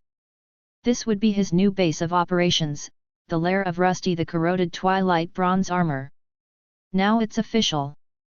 Thanks to the memories of the Demon Lord and the hero, he was aware of writing and symbols. While he wasn't quite there yet, he was able to produce simple shapes that resembled things. At the entrance to the cave, he decided to draw something that resembled his armored body holding a large sword. It was quite jagged and lacked finesse, but he was sure that it would make this place his. I think humans put symbols on the things that they claim, so this cave is now mine. I will call it Rusty's Lair of Crystals. There were 3 main parts to this place. One of them was the waterfall and lake through which he entered this area. It was an open space surrounded by light crystals and luminescent insects. Further inside was the cave with the blue crystals and some other minerals that he wasn't sure about. Further away was another passage that led out and into a new dungeon area where he expected to encounter some monsters. 2 entrances, one through the waterfall and the other one through this path. Should I bring some of the light crystals over here to keep monsters from approaching? He had marked his new base, but something was missing. This entrance was quite dark, and it was even possible that some monsters would chase him further inside. To alleviate this problem, he decided to bring some of the light crystals over here. These were octagonal with pointy endings, while the blue mana crystals were more rock-shaped. After yanking one out of a crystalline structure, he was on his way to bring it over here. However, once on the path away from the main cave, something strange happened. The once bright white light started to fade away, and once at the destination, the crystal was barely producing any light. What is this about? Rusty was surprised and quickly began doing some tests. After going back a few steps, he noticed that the light was becoming brighter, but the further away from the main cave, the less did the crystal shine. He wasn't sure what this was about, but it seemed that it wasn't possible to take these light sources with him, something that he was actually planning to do. This sucks, now my perfect plan is in shambles. After the realization, he felt quite sad. He had intended to stick a few of these inside of his body. If the monsters didn't like the light, then perhaps it would function similarly to the poison leeches he discovered on the 2nd level of the dungeon. Now he realized that it would be pointless to bring these crystals with him, as they would only make his body more sluggish. This just leaves one more problem: where will I find some bronze? It was time to head out of this place to continue his adventure, but one problem remained. There were no metals in this place that he could use to help restore his body. After the fall, he had gone through most of his reserves, and killing the monsters here also wore out his sword. Eventually, he would run out and his body could collapse. Thus, his first task became to localize a source of either bronze or copper and tin. If he was able to do that, then this place would become a true heaven for leveling. I think there are places called mines in underground areas like these, maybe I can find one here. It was time to embark on a new quest to become stronger. He knew that he needed to be careful, as this was a truly new place without any allies. Previously he could use other monsters to hide himself, but now, his situation was more similar to the adventurers he had defeated. It was probably best if he learned from their mistakes and didn't dive in too deep. Is there something that can aid me to not get lost? Before venturing out, he created a simple map of the areas that he had encountered here. He continued to add things to the well-lit walls, and this caused him to notice something. In the dungeon above, the walls and ground tended to mend itself, but it didn't seem to be the case here. Even after more than half an hour had passed, he couldn't see any changes to the scratches that had been created. Rusty wasn't sure if it was possible that he had left the dungeon he was born in, or that something else was at play here. Perhaps this crystal cave area was unique, but he would only find out once outside. There was a possibility that these white and blue crystals had something to do with it, but he couldn't be sure. Thus the first thing he did was begin marking the walls after leaving his new lair. If the markings that he left remained in place, then it would mean that he was perhaps not in a dungeon anymore. He didn't need to go far to arrive at a new location, this one also near some water. It was a larger chamber with a high ceiling and a place with many stalactites hanging up from the ceiling. To his surprise, he was not alone here, as some monsters resided in this place, different ones than the minuscule MYRM ant drone he encountered. Classification: Lesser Giant Centipede L2F. Type: Insectoid. The first monster he noticed was quite long, with many tiny legs coming out of its body. The centipede had a glossy, dark exoskeleton and its numerous legs produced a clicking sound as they skittered across the ground. At first, he thought that this thing was swiftly moving towards him, so he drew his sword, but it stopped in its tracks. What is it doing? This monster was about as long as 3 drone ants put together and was certainly stronger, but it was still something that he could probably handle. It supported the rear of its body with some of its legs while rising up to make itself taller. After using some mandibles to produce some strange sounds, it retreated towards the small river in the middle of this chamber. At this point, Rusty had already prepared his sword to strike this large insect, but instead of lunging forward, it just retreated without doing anything. What are they all doing? The lesser giant centipede wasn't the only monster here, as there were others of different types. Rusty saw some slug monster not that far away, slowly crawling over to the river and placing its head inside. Some of the ants were also there doing the exact thing at this flowing river. While Rusty didn't need any food or liquids, the other creatures did. It seemed that they were all gathering in this large cave area to do this and not attacking each other while doing so. They are getting along. But not quite. At first, he thought that these large insects were just part of the dungeon, much like he was with the skeletons and zombies. He was unable to attack the other monsters either, but he considered himself to be a bit more unique. The ones here were clearly on edge, and some of them were even hissing at each other. This area was perhaps some type of safe ground where these monsters didn't want to attack each other. There are a bunch of them here, but they don't like each other. He was not sure how this truce came about, but instead of making any sudden movements he just watched. The monsters seemed to act in a sort of pattern. They would hiss at each other before going towards the flowing river, from which they would quickly drink and retreat. There were many of them here, and each type slithered or crawled into a different corridor. Eventually, a thought crossed his mind, and he quickly started identifying more of the monsters, searching for ones that would be the easiest to slay. Most of them were of similar strength and ranged from the F rank to the F end rank, with the weakest of the bunch being the ants that he had encountered previously. The only reason the other monsters seemed to be afraid of these ants was their sheer numbers. Classification: Lesser Giant Beetle L3F+. Type: Insectoid. Those ones look the hardest. Would I be able to damage it with my sword?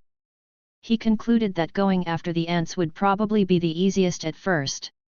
They were the only monsters that were below F rank, and he could kill a drone with one swing. While they would quickly try to attack him together, as long as he didn't enter their lair fully, he would probably be safe. Yes, this is probably the best plan. I will slowly conquer this place, and after I evolve. His body began to shake with anticipation, as this place was providing him with an almost perfect hunting ground. There were various monster types that he could face and slowly build up his levels. He could start with the weakest and slowly build himself up towards stronger ones. It was time to begin his conquest of this area and make himself the strongest. Rusty was now determined to establish his dominance in this new cave system. Carefully observing these monsters would give him important insight into their weak points.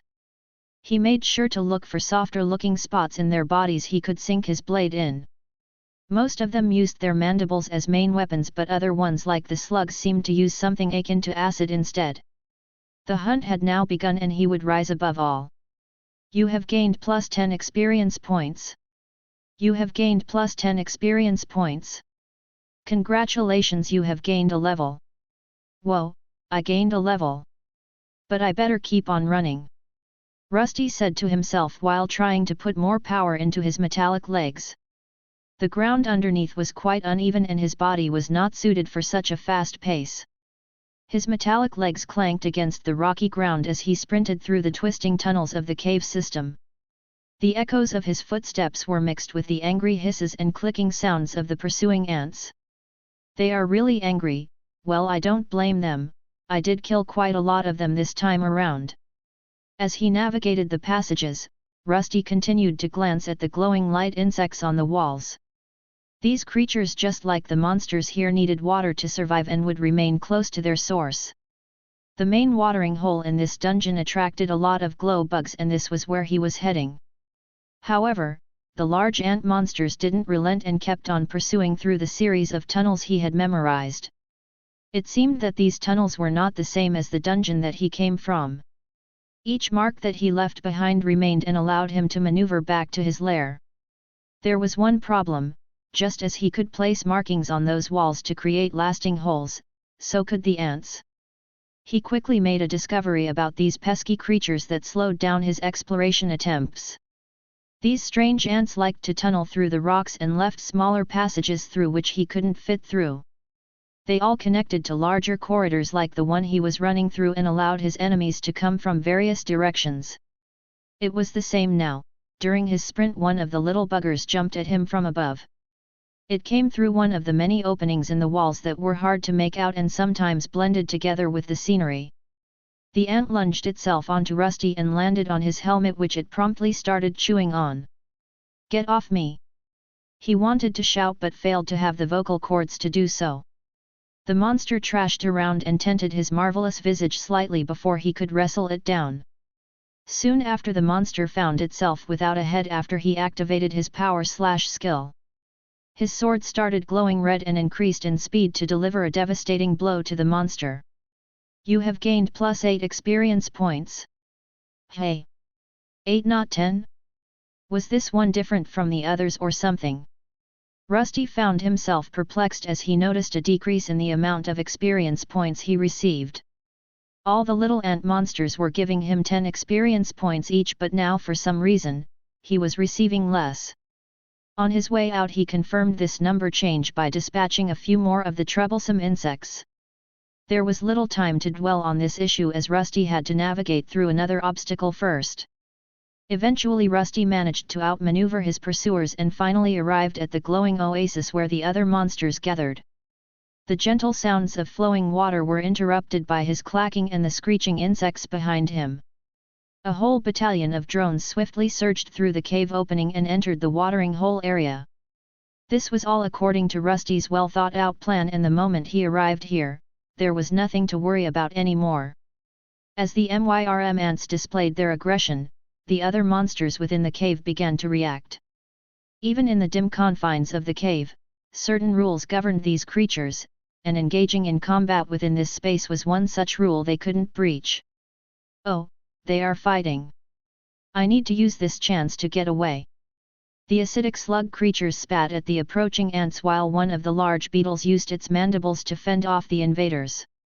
They took the outburst as an unprovoked attack that went against the unwritten rules here. Rusty took advantage of the chaos and slipped away from the battleground. He moved silently, avoiding the attention of the battling monsters, and made his way back to his own lair where he was certain to find peace. Finally, he reached the entrance of his newly claimed lair, which he now named Rusty's Twilight Cave. Thanks to his memories, he was able to produce true letters and decided to scribble over the entrance to mark that it was his.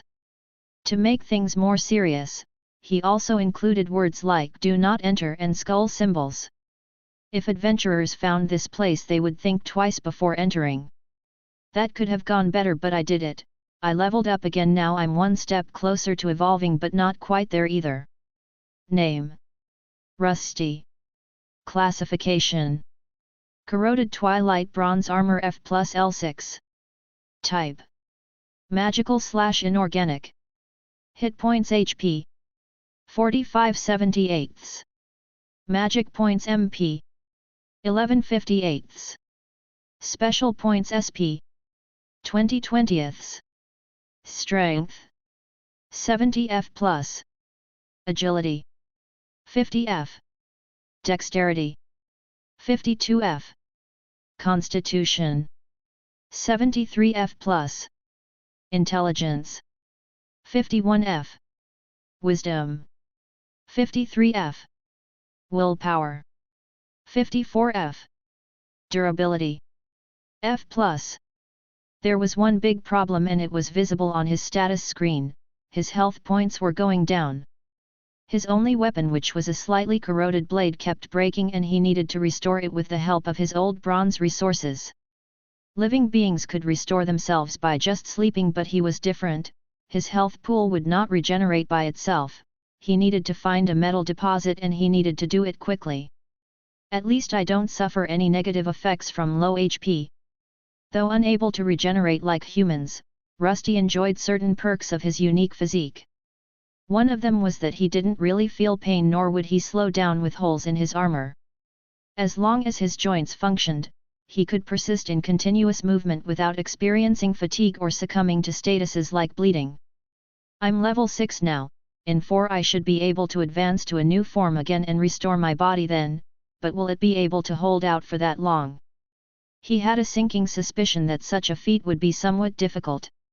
The monsters he faced had an inclination to swarm and attack from all directions due to the holes in the tunnels. He was receiving small dents and gashes while fighting. This would probably lead to his demise as a more crucial part of his armoring gave out. Losing a leg or an arm would likely make further leveling impossible. But how will I find bronze or other metals? Think, Rusty, think. Where do metals come from besides from adventures? Rusty started straining his empty brain to find an answer to his problem. He had ventured into the caves but had not been able to find much.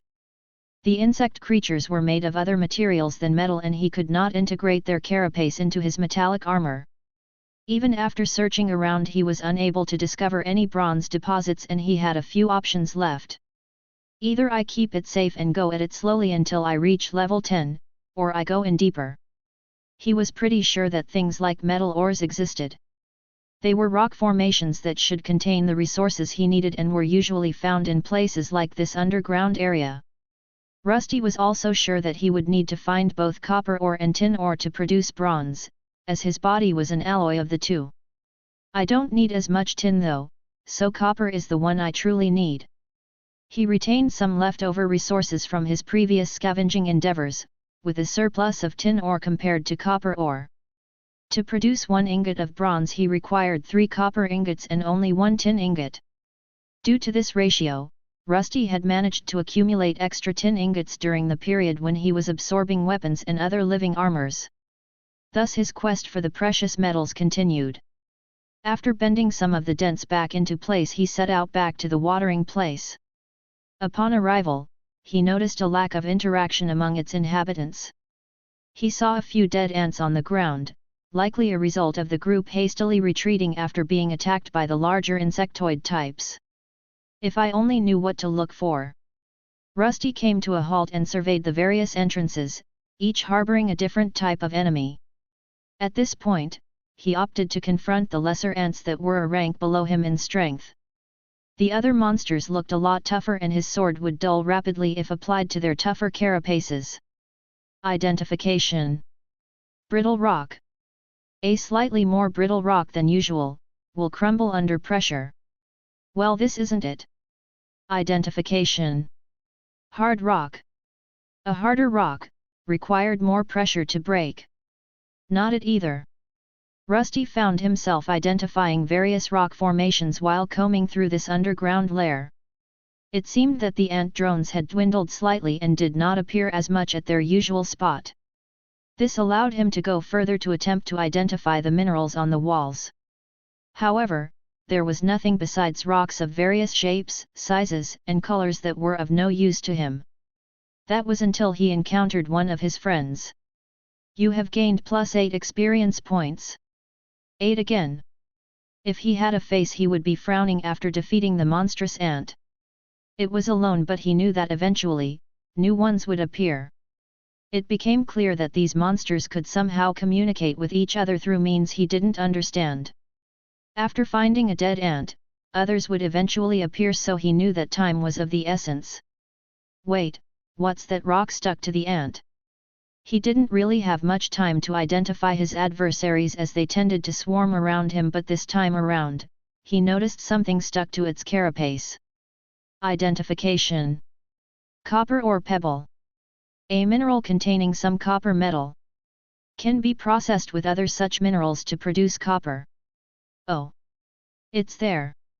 He quickly grabbed the small pebble that was stuck to the dead monsters and examined it further.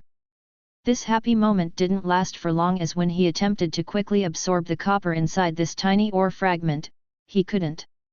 The amount of copper is too small. Too small. Rusty wasn't expecting to get much out of this little rock, but he wasn't given even 1% to his copper stash. Not everything was lost. If this ant had this pebble, then it meant that more was around here somewhere. After identifying the corridor that this monster came from, he made his way towards that location. As Rusty ventured deeper into the tunnels, he encountered more of the ant drones and to his delight, discovered additional copper ore pebbles clinging to their bodies. However, the amount of copper in each pebble remained minuscule, and putting them together didn't show any results either. It was clear that to make this work, he would need quite a bit more, and it needed to be in one piece. Should I continue or come back later? He started to weigh his options as he had pushed into the ant nest further than before. It was clear that he managed to diminish their numbers now, and the other insects had also helped him in this endeavor. I guess going a little further than this shouldn't be a problem. I'll just run again if I have to. After making up his decision, Rusty followed the trail of copper pebbles to a new location. The corridor he was following had traces of the same pebbles along with strange noises coming from the same direction. To not allow himself to be discovered, he slowed down his pace and finally peeked out into a seemingly large chamber within. What is that? It's a lot bigger than the others, but it's stuck. Rusty almost retreated after seeing a strange insectoid creature within this chamber. It was many times larger than the ant drones but of similar shape. After a quick identification attempt, he was able to unearth its name along with some interesting facts. Classification: Lesser Myrm Ant Queen L7F+. Type: Insectoid. A queen. So, is it their leader or is there a kind somewhere too? He started looking around but he did not discover any other large ants like this one. However, this didn't mean that there weren't some peculiar-looking oval-shaped things. They were all over this chamber and some of them were even moving around. Identification: Minuscule Myrm ant egg. Contains a minuscule Myrm ant inside which will hatch after a week has passed. To make things even more interesting, he could see how these eggs were being produced. At first, it seemed that the queen ant was stuck, but this was not the case. It just had a really large rear part that was also white like the eggs it was producing. This large organ was connected to the ant queen and seemed to weigh it down. Once an egg was squeezed out from the rear, one of the ant drones would carry it away to a larger pile. So that's how these ants are created. But wait, I'm not here for this. Where is the copper ore? Rusty realized that he was running out of time. He had not been discovered for now, but that could quickly change. Finally, in the distance, he saw something interesting. It was a wall plastered with minerals, many resembling the copper that he was here for. There was one small problem: the wall filled with copper ore and perhaps other metals was right where the large ant queen resided. It probably won't just let me take it after I've killed so many of her children, will she? This was quite problematic. He had potentially managed to discover a small mine that could help him restore his body. However, if he wanted to take it, then defeating this large monster and all of its minions was a necessary task. He was severely outnumbered and the last boss was also the largest one that he had ever seen. I can do this.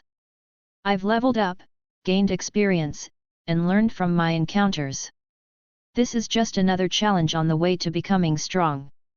Rusty pumped himself up while trying to take in the sights of this chamber. While he had decided to take the whole ant colony on, it didn't mean that he would do it by himself. There were ways of lessening his burdens and tactical thinking was still key.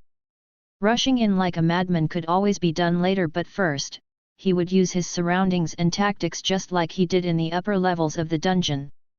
That one looks to be a bit smaller than the other ones, it should do.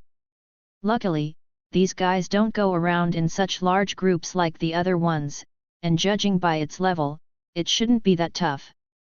Lesser Giant Centipede L1F. Rusty identified his new opponent and judged its power according to his old stats. When he was a level 1 F-type monster, he was much more sluggish and uncoordinated. His hunting target this time around was not a Myrm ant but a centipede-looking monstrosity. It had a long body and numerous legs, making it swift and agile. Rusty figured that it could possess a venomous bite, but with his metallic body, this was a non-issue. After stalking this weaker one to this more secluded location, he decided to initiate his new plan. To get rid of the ants and their queen, he needed some help.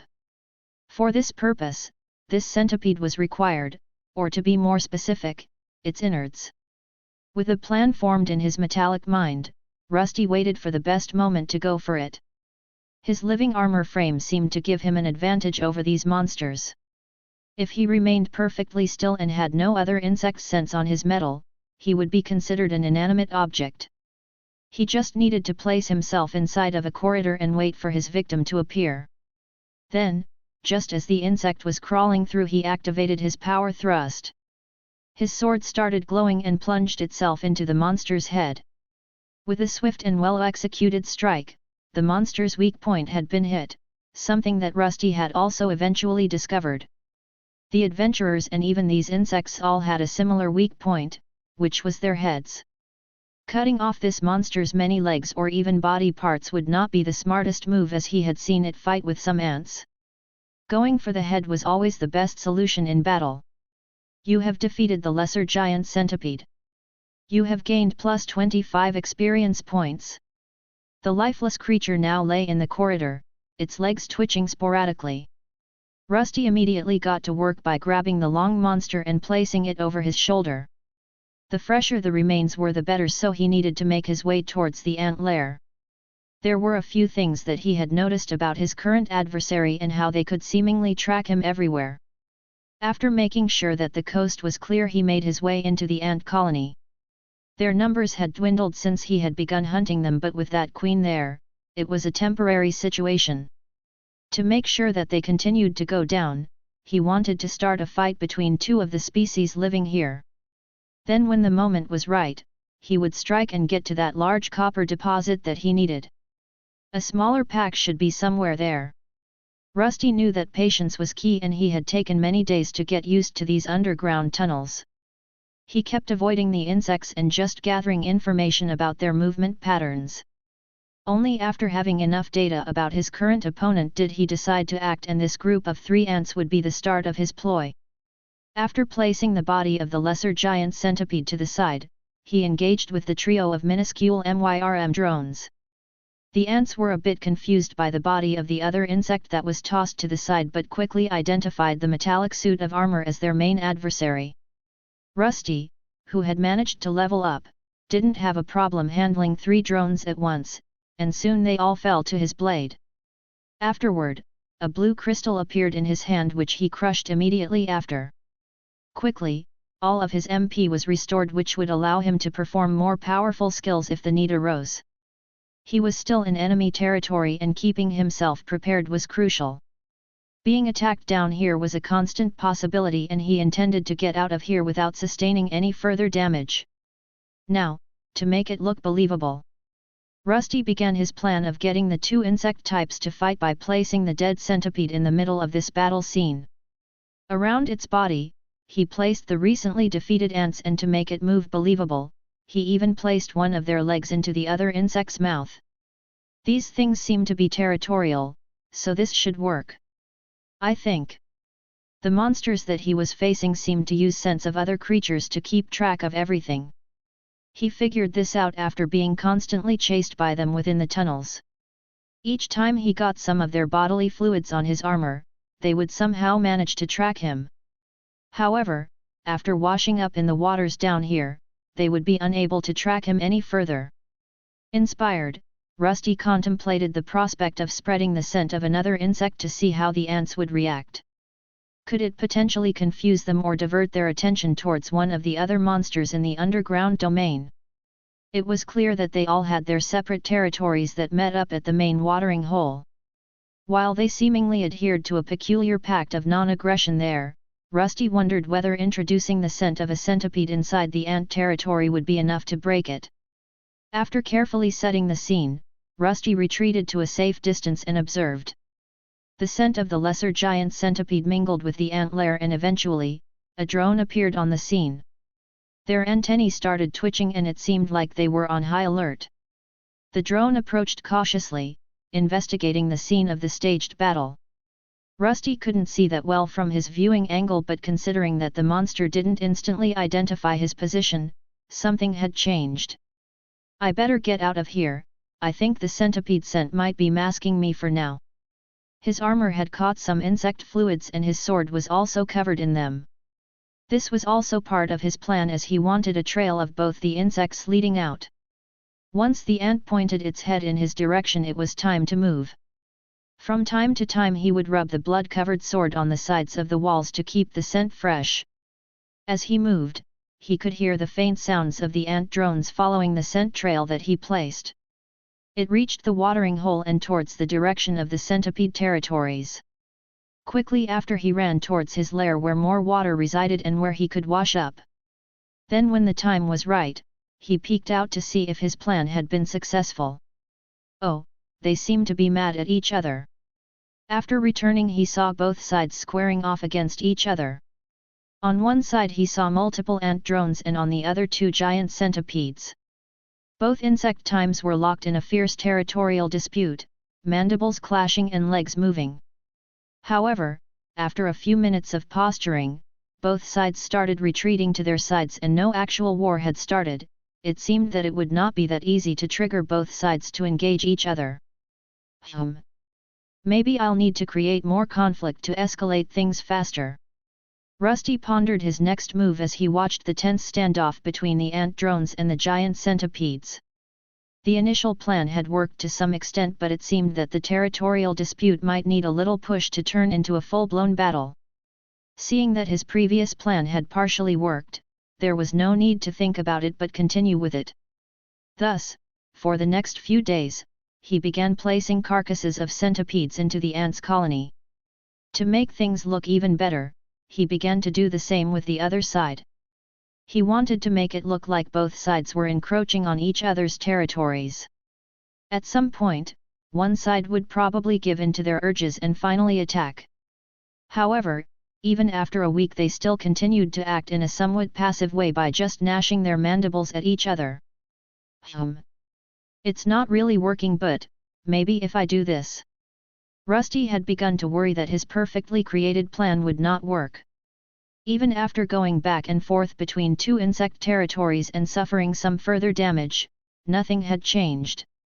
The ants weren't showing signs of launching a full-scale attack on the centipedes, and vice versa. It seemed like he needed to escalate the conflict further. I wish I still had a bow with me. I guess this rock will have to do. While he lacked a projectile weapon, his basic power shot skills seemed to work with some thrown objects. If he got a large enough rock, he could add some momentum to it. Thus he took aim at one of the stalactites hanging above the insect monsters. He aimed to rouse some of their protective instincts. If even one of them attacked the other group, then his job would be done. With a swift motion, Rusty hurled the rock toward the stalactite, causing it to detach and crash loudly onto the ground between the ant drones and the giant centipedes. The sudden disturbance startled both groups and their antennae twitched in agitation. The drones, who interpreted the falling stalactite as an attack from the centipedes, quickly charged forward and the insect battle had finally begun. Rusty was elated by what was happening and remained hidden as the chaos unfolded. The centipedes, after noticing that the ants were charging, quickly retaliated. Their long bodies twisted and turned as the skirmish between the 2 groups erupted. The ants outnumbered the other group, but they were smaller and weaker creatures. It required at least 3 or 4 of them to take care of one of the giant centipedes. The underground battleground echoed with the sounds of clashing mandibles and skittering legs. The battle was fierce, and even some of the other insects from other groups started taking part in the extended melee. It was actual pandemonium, and Rusty was a bit surprised at the scope of it all. Did I overdo it? He asked himself while retreating to his lair and waiting. While the monsters were fighting, it was impossible to go to the copper mine that he desired. Rusty remained patient and continued to wait while stocking up on the mana stones. He hoped that this insect war would allow him to gain a valuable resource, but he could not leave it all up to the centipedes. That queen ant was still there, and he had no way of telling if they would be able to contend with it alone. The constant aggression between the insect species that he sparked, started to dwindle. Eventually, he was able to appear at the old watering hole that had been transformed through the day-long battles between the monsters here. Just like he had calculated, these beings were different from the ones from his dungeon. Their corpses were everywhere and he needed to capitalize on these dwindling numbers. The once large groups were now reduced to scattered survivors, each side nursing wounds from the prolonged conflict. It was at this point that Rusty decided to make his move. This time he did not need to be that stealthy as both sides had retreated into their lairs.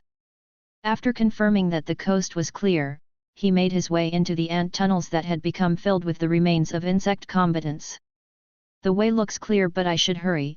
If that queen is still alive, it will produce more drones if I wait for too long. With urgency, he navigated through the tunnels. The remnants of the battle were evident, with the scattered carcasses of ants and centipedes creating a gruesome path. The once lively tunnels were now eerily silent, only interrupted by the occasional clicking sounds of injured ants or the faint echoes of distant skirmishes.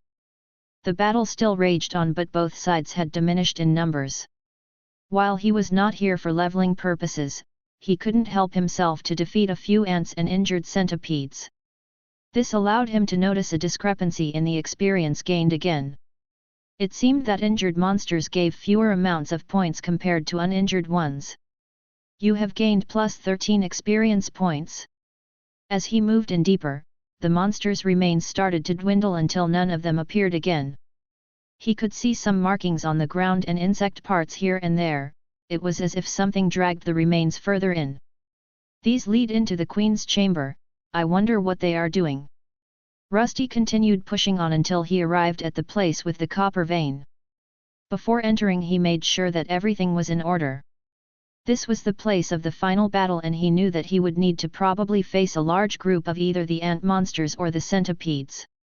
To no surprise, the chamber where he spotted the copper vein and many eggs was being guarded. Many drones were there, but also remains of the other insects had been dragged before the Queen. She was in the process of devouring the centipedes that were also smaller in size. Are they trying to restore the numbers? Think she is producing more of those eggs than before. Rusty knew that there wasn't much time. The number of drones that had survived had dwindled, but it would eventually be restored. This species seemed to be weaker than the other, but they also probably could replenish their number faster. Their main tactic was swarming their opponents with numbers, and after these eggs all hatched, he would be unable to conquer the copper mine anymore. Still, their numbers are quite great here.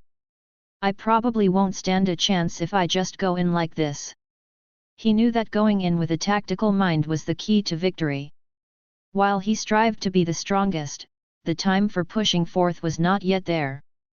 However, he had a plan on how to further weaken his opponents, and for that occasion, he had brought over one of the large light crystals from his lair.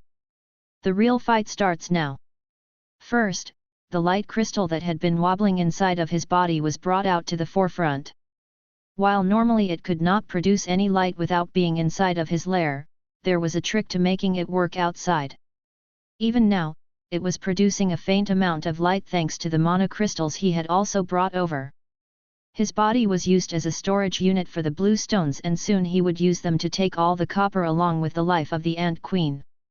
Rusty positioned himself strategically, making sure he had a clear view of the Ant Queen and her chamber.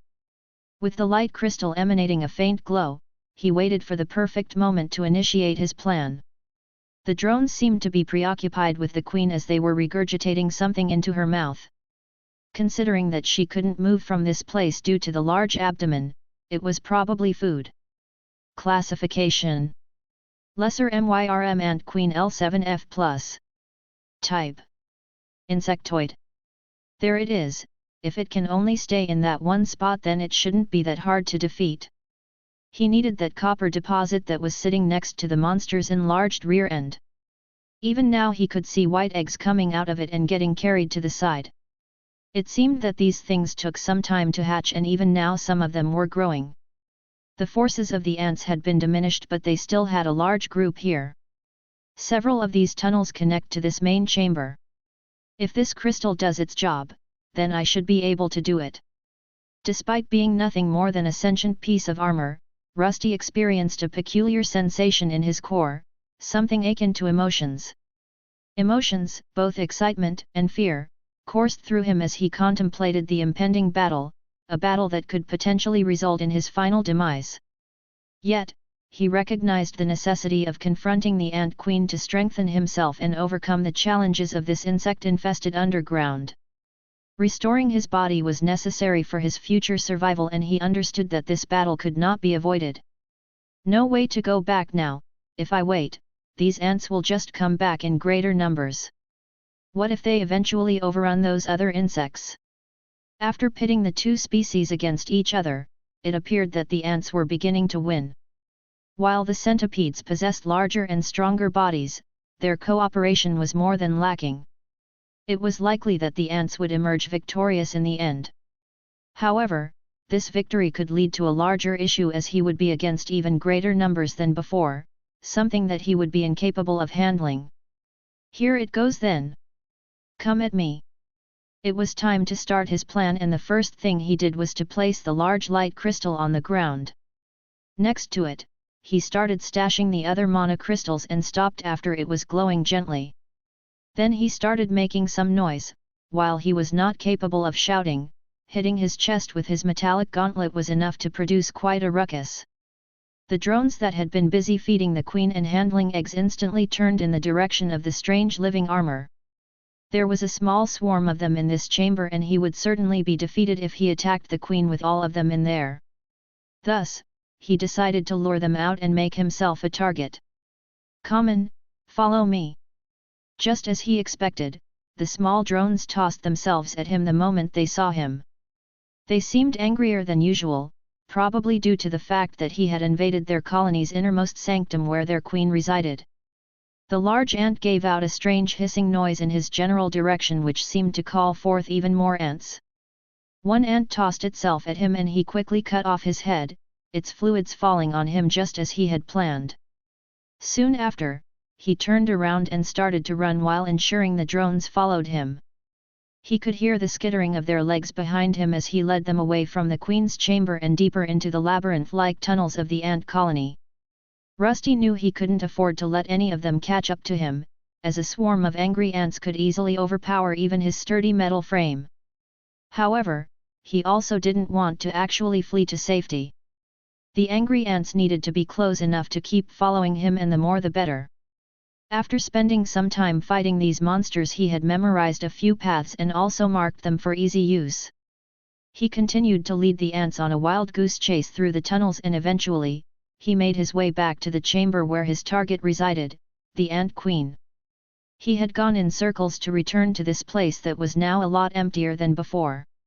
Where is that crystal? With haste, he tossed himself at the magical crystal that he left to the side, and now it was time to finish up his trap. He produced many smaller mana stones that he could store in his stash tab, and with their addition to the other mana crystals, the light started to shine brightly. It encompassed almost half of this chamber, and most importantly, the tunnels that he led the ant drones into. Please work. While he had performed a few tests with the insects, he wasn't sure if this light was all that it took to keep them at bay.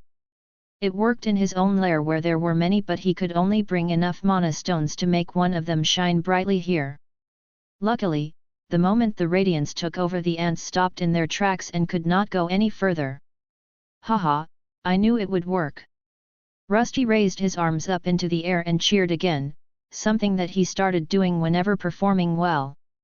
His plan had succeeded thus far, and with the ants halted by the brilliant light emanating from the crystal, it was time for battle. The queen was still there, along with a few leftover ant drones that had higher levels than the rest. It seemed to be her honor guard, but it would not be enough to stop his charge. Let's finish this, come ants! 6 drones remained in this egg-laying chamber, and they quickly charged at him with their mandibles clicking in agitation. With his sword at the ready, he faced them head-on. The first swing instantly decapitated one of them, and soon after it plunged into the second one. 2 of them were instantly down, and he quickly retreated before the third one could pounce at his helmet. Ha, I know all your attack patterns, you silly ants, you'll have to try harder than that to defeat me. Rusty danced between the attacking ants, using his superior agility and combat skills to outmaneuver them. With each precise strike of his sword, he managed to take down another drone to reduce their numbers even further. Despite their numerical advantage, the ants seemed unable to land a solid blow on him, and even when they did, his armored frame proved too hard to bite through. Soon the fifth one was down on the ground and only one lone drone remained between him and the screeching ant queen. She was constantly clicking and clacking her mandibles in his direction while giving off strange sounds. He wasn't sure what it was about, but he believed that she was trying to call for more help. Luckily, the light within this chamber was keeping the other drones at bay as they couldn't enter this place. Rusty advanced forward with a confident stride. The remaining ant drone charged at him with desperate ferocity. Rusty sidestepped its attack with practiced ease, then countered with a swift and precise strike that severed its head from its body. There was no need for fancy skills as he could read this little monster like an open book. As the final drone fell to the ground, lifeless, Rusty turned his attention to the Ant Queen. She was a formidable opponent, larger and more heavily armored than the drones. She had sharper mandibles of greater size and her legs seemed like they could pierce through hard rocks. But Rusty was undeterred as this monster had one big weak point: it could not move due to the large rear part attached to it. Regular ants had three main parts: the head, the thorax, and the abdomen. This lesser MYRM ant queen was slightly different as she had a fourth appendage to which her abdomen was connected. It looked like a large white caterpillar and it was thicker and longer than her entire main body. Due to this strange egg-creating organ, the queen found itself rooted in place and dependent on her drones for everything. They needed to feed her and also to protect her. Finally, Rusty approached the ant queen with caution, his sword gleaming in the dim light of the chamber. The queen clicked and hissed as she sensed the threat he posed. She swung her massive front legs at him along with her mandibles in a warning, but he remained unimpressed. As long as I judge the distance well, I should be able to kill her. While this ant monster was a lot bigger and better armored, it was still just an ant. It had the same weaknesses as the smaller ones that he could exploit.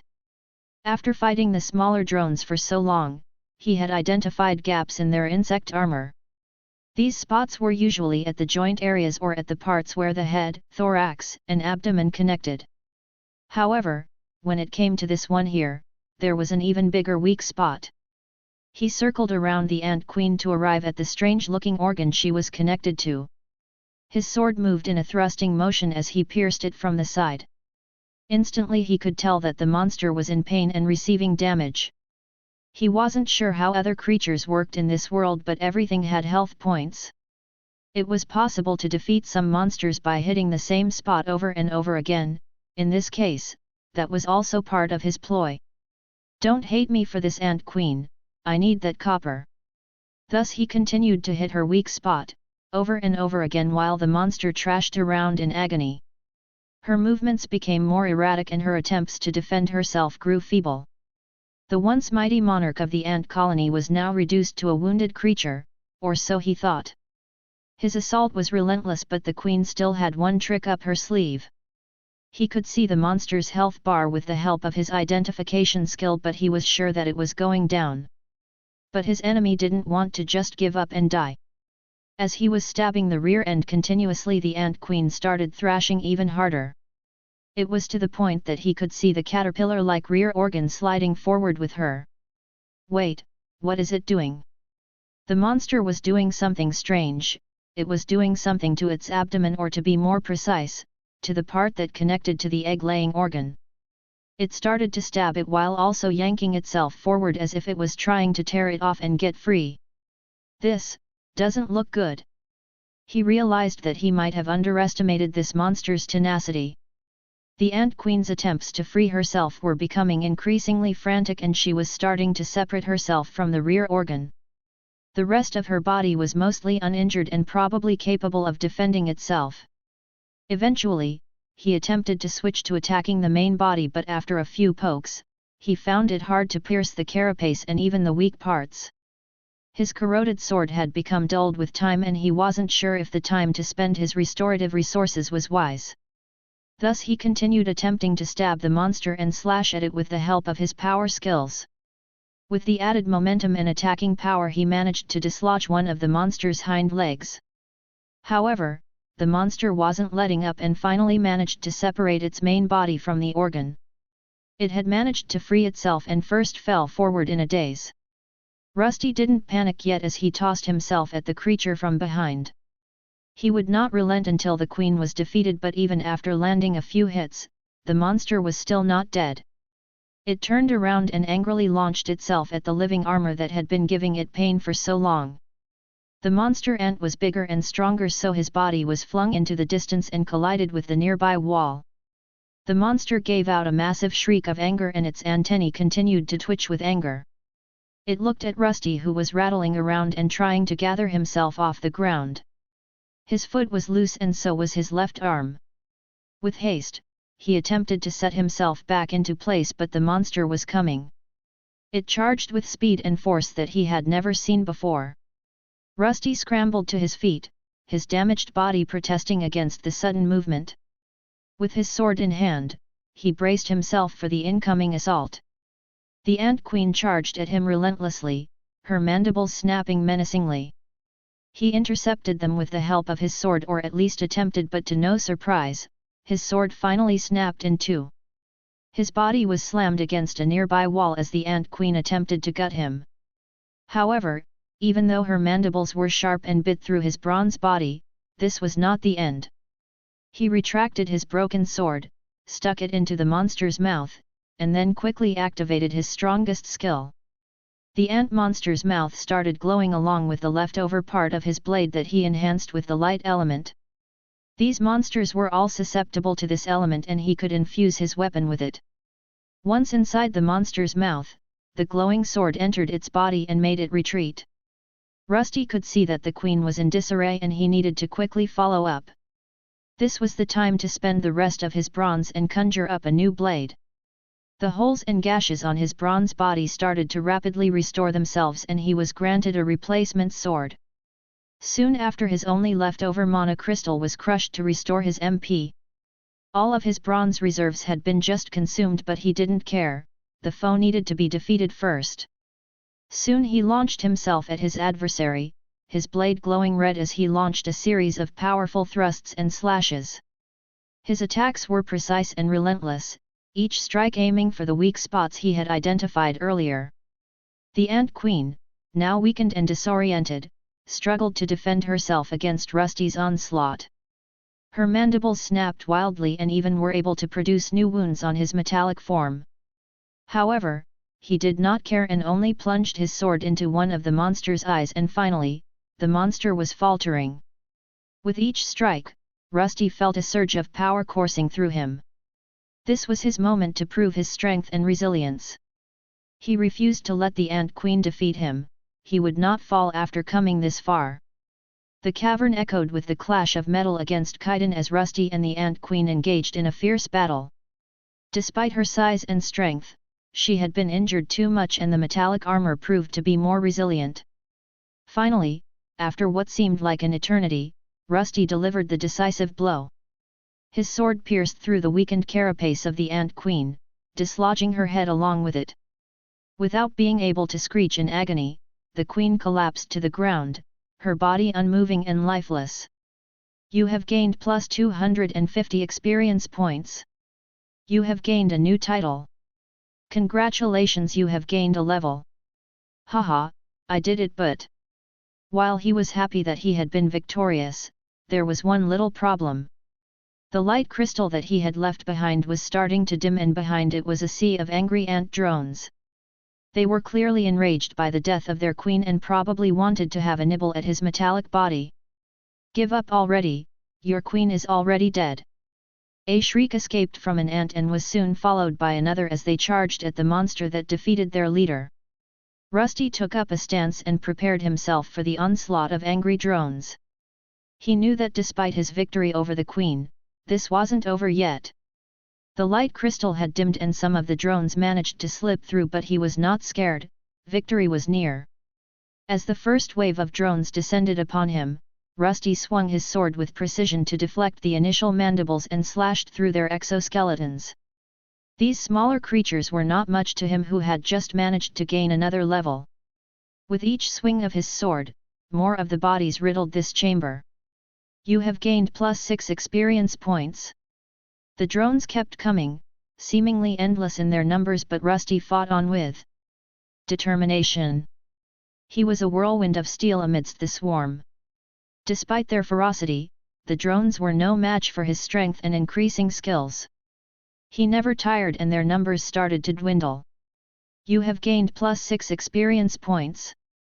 Eventually, the ant's numbers started to dwindle and the robust suit of armor raised his sword for the last time. With a final and resounding swing of his sword, Rusty cleaved through the last of the ant drones. Their lifeless bodies now riddled the entire chamber.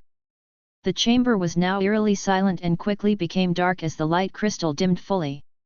Rusty stood amidst the carnage with his sword broken and body battered, yet victory was still his.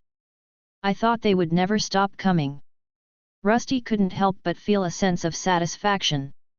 He had emerged victorious against overwhelming odds by defeating both the Ant Queen and her small army of drones. His efforts had not been in vain and he had proven that he was a capable warrior.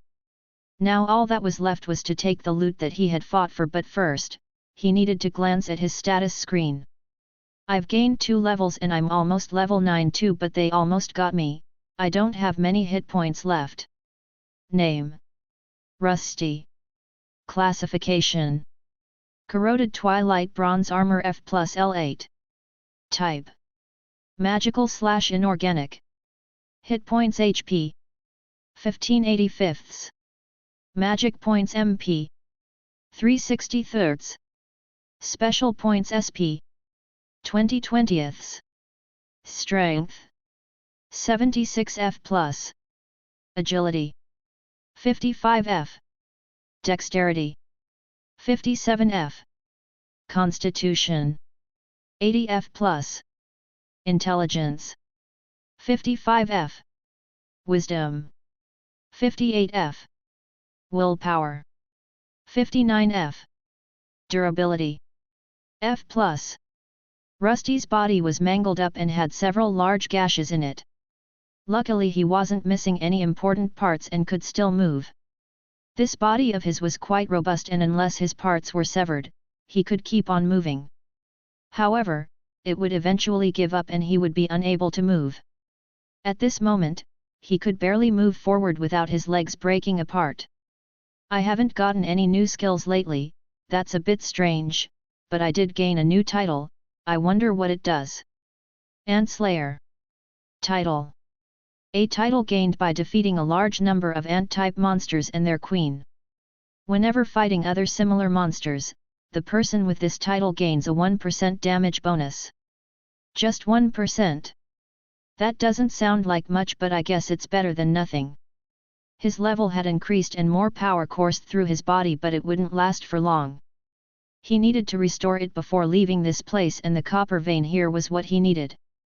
After placing his hand on the rock formation, he awaited for his system to initiate. He had not had much use for his SP for a while, but absorbing this copper would change that. The amount of copper is too large. It's too large. Previously it was too small. But how do I make it smaller? Before him was a large wall filled with copper ore that he needed to chop into smaller pieces to use. His body was mangled and it was the same for his sword. It would probably break if he attempted to strike this wall with his weapon. While copper would allow him to restore his weapon, it still felt like a waste to ruin it before it was truly worn down. He also lacked one other resource, which was tin. Before finding it, he needed to conserve all resources. Rusty pondered his predicament for a moment and considered his options carefully. He needed a way to break down the large wall of copper ore without damaging his already worn-out sword. As he scanned the chamber, his eyes fell upon the carcass of the Ant Queen. Perhaps this could be of some use. She was able to pierce through hard rocks with those legs and mandibles. Rusty approached the carcass of the Ant Queen and inspected her mandibles. Despite the damage inflicted upon her during their battle, they remained sharp and sturdy. However, they were still attached to the monster's large head and perhaps not the best option for now. Some other severed appendages were also there, which were the Ant Queen's legs. They were much lighter but also seemingly sturdy. After picking up one of the legs, he decided to use it similarly to a spear. First, he poked the wall with normal attacks and soon after used his power thrust skill to plunge it in deeper. The leg broke in a few spots but also embedded itself in the rocky formation. After moving it around a couple of times, he was finally able to dislodge a larger chunk of ore that was bigger than his fist. This should do it, right? He placed his damaged palm on it and was finally given the correct prompt that would allow him to take it. His SP went down by a couple of points and the ore found its way into his inventory. It was a separate item from the regular ingots he received when absorbing resources from weapons or armor. Will this turn into a copper ingot eventually? This was not his first time working with items and he was certain that he needed to gather more fist-sized ores. With the help of the Ant Queen's leg, he continued to mine the ore in this room and after gathering another 3 he was finally able to combine them into a proper copper ingot. With the freshly obtained copper ingot in the stash tab, Rusty felt a surge of relief. This was exactly what he needed to restore his damaged weapon and body. Now, all he had to do was mine more of the ore and gain more ingots. While he wanted to continue with his mining spree, there was still one thing that he didn't decide on: the many white eggs in this chamber were still here. Previously he chose to ignore them as they weren't posing a threat, but now he could see that one of them was moving. He stopped for a moment to check what was going on. The egg was twitching around and eventually, something started to emerge from within. It was an ant drone, but it looked a lot more feeble than the ones that he had encountered. Its exoskeleton didn't seem to have hardened fully and it had a brighter coloring. The creature was clearly disoriented, but without giving it much of a thought, it was soon dispatched with one swing of his sword. You have gained +5 experience points. It was quite easy to kill and Rusty knew that it was the right choice to have saved them for later. Piercing an undeveloped ant egg didn't yield any points of experience, so he needed to wait for them to fully develop and hatch. His goal was still to level up as much as he could, and killing the newly hatched insects was quite easy. With his mind now set, he turned his attention to the remaining copper ore. Despite his damaged state, he continued to mine the ore with the Ant Queen's leg-turned improvised mining tool. Chunk by chunk, he gathered more ore and spent points to absorb them into his inventory space. Whenever he ran out of SP, it was time to focus more of his attention on the ant eggs. Eventually, the chamber became devoid of any signs of life and his limit for copper ores and ingots had been reached. So 10 seems to be the limit for everything. It seemed that this cheat-like restorative ability he had with the help of his inventory, had its limits. There was a limit to all items that he could hold in a square and it was impossible to spread them out through the stash tab. After 10 of each item was gathered, there was no way of getting any more unless he carried them to another location. This would limit his healing ability during combat, as with time and enough damage, he would reach a limit. He had spent several days in this ant colony and had already restored his body. In his inventory, he had reached the limit of copper ores and ingots and was now contemplating his future plans. He just needed a little bit more to reach the 10th and final level before his next evolution, and he could not wait to gain more power. I wonder what my next body will be like. Could I make it bigger and heavier? But what if I become too big to fit through these tunnels? His mind was filled with thoughts of future forms and battles. He still had a bone to pick with the adventurers that had forced him to fall down here.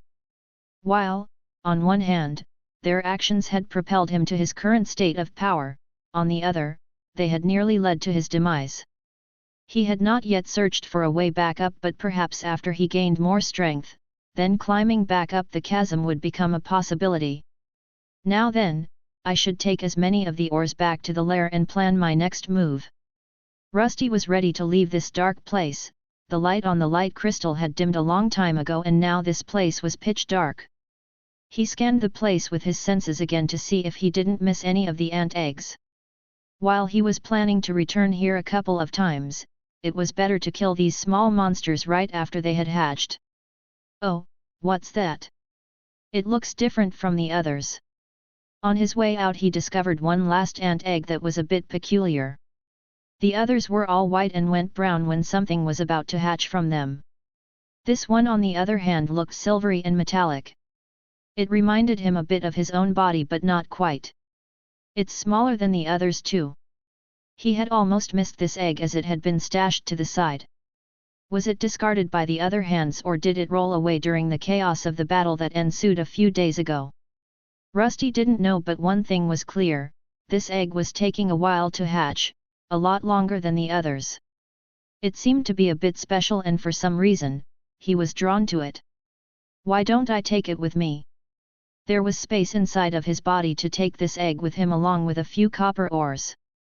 His chest cavity was filled out with copper ore while the egg was shoved into the neck area and covered up with his helmet. With his task now completed and the ant colony wiped out, he made his way back to his own lair. The journey back to his lair was uneventful, save for a few close encounters with wandering insects that he easily dispatched. Some of the centipedes wandered into the tunnels that the ants had ruled before. Even with the added weight, these monsters didn't pose much of a threat to the current him that was almost at max level. Rusty felt a sense of relief wash over him as he found himself at the watering hole. The number of insects had decreased and he was able to easily walk to the tunnel leading to his lair. His adventure had come to an end and he had emerged stronger than before. He wasn't sure why, but he felt content about his recent victory. Now where should I put this? Upon reaching his lair, Rusty carefully laid out the copper ores he had collected and stored them all in one place. He then turned his attention to the metallic-looking egg he had found. For some reason it didn't feel right to just leave it out in the corners, so he created a little pedestal on the side. There was just a perfect spot next to some blue and white crystals. I wonder if this will even hatch. He was not convinced that a monster would hatch from this egg as he had brought it over to his lair, which was filled to the brim with light. The other monsters didn't seem to like the light and perhaps even took direct damage from it. It wasn't strange to assume that whatever was developing inside would just die. Well, it doesn't matter. I should focus on finding some tin now. Maybe I'll find some in the centipede lair? Or should I try the other ones? There were 4 main monster types in this dungeon, with the ants being one of them. Besides the ants, there were also the centipedes, the slugs, and the giant beetles. After some consideration, he decided to go with the centipedes first. That group had been weakened by the territorial battle with the ants and would probably be the easiest to beat. Then, if he was victorious, he would follow it up with the slugs and finish up with the strongest, the giant beetles. The latter had the largest bodies that he didn't feel confident in being able to dispose of. He wished to go through his next evolution before confronting that variant of insect. As Rusty prepared himself to venture into the centipede lair, he made sure his armor was properly fastened and his sword was ready for battle. With the help of some rocks, he was able to sharpen it further. His inventory was stocked with copper ingots and the egg was stashed in a safe location. It was time to set out once again into the dark tunnels. Nothing can stop me. I'll probably be level 10 after I come back, I can't wait. Rusty ventured forth with a confident stride. After his victory against the Ant Queen, he was pumped up, nothing could stop him now. Soon his footsteps echoed in the outside corridor and the only thing left inside his lair was the strange silvery egg. Once all noise died down, the egg began to emit a faint glow, its surface shimmering for a split second before stopping. You have gained plus 13 experience points. You have gained plus 15 experience points. Silly insects, you can't defeat me. Rusty sliced through another creepy crawler while hearing the world system notifications. He had left his lair behind and begun his leveling spree. First, he headed to the old ant lair to gather up more copper ores back to his base. After the third tip, he started encountering the long centipede monsters which seemed to be attracted to the bodies of the ants which for some reason were not vanishing anymore. It was clear that the dungeon rules were different down here, but his well-being was not in danger. The monsters here were also different as they liked to feast on each other's bodies, not something Rusty was capable of, as he could only absorb metallic parts from items that these creatures did not possess. Armed with higher levels and more bronze to repair his damaged body and weapon, he started pushing back. It became a daily occurrence for him to get into multiple brawls with these creepy crawlers. Their bodies were more robust and their bites deadlier than that of the ant monsters. However, they did not work so well together as well and would also not be able to track him if he escaped. After gathering enough raw resources, he set out to the deep tunnels that led to the centipede lair. The tunnels there were surprisingly narrower than that of the ant colony, but Rusty's armor provided him with the necessary protection against the sharp rocks and jagged edges. The deeper he pushed in, the more the number of his enemies increased. His confidence could not be shaken, and with each encounter, he became stronger and soon reached level 9. With each level gained, his strength grew and he felt vindicated. His combat prowess was increasing and he felt more and more attuned with his metallic body. Yet, as he delved deeper into the centipede lair, the challenges grew more daunting. The creatures here were larger and more aggressive. Their chitinous exoskeletons started to become a problem that he could only cut with the help of his skills. However, despite the difficulties, Rusty pressed on, determined to reach his goal of reaching level 10 and advancing even further. This looks similar to the ant lair. With time he reached a more open area with a massive amount of smaller tunnels leading to it. He could hear and see a mass of crawling monsters everywhere, but they were not attacking. Right in the middle there was a much larger insect that was curled around strange orb-like objects. It seemed to have the same purpose as the ant queen, but there was one problem. This thing looked a lot stronger than the previous monster he faced, and it also was not rooted in place. Classification: Lesser Giant Centipede Matriarch L4E. Type: Insectoid. If I go by the classification, this might be a bad idea. I already had trouble with the queen that was an F-end monster. After wandering this world, he started to understand the rating system of other creatures. The ants that were of G rank were below his F rank, and this monster was an E rank. He could easily vanquish the G rank ant drones the moment he arrived at this area, and would probably be able to even if he was a level 1 damaged armor. This might call for a tactical withdrawal. There was no real reason for him to engage this more massive creature at this point in time.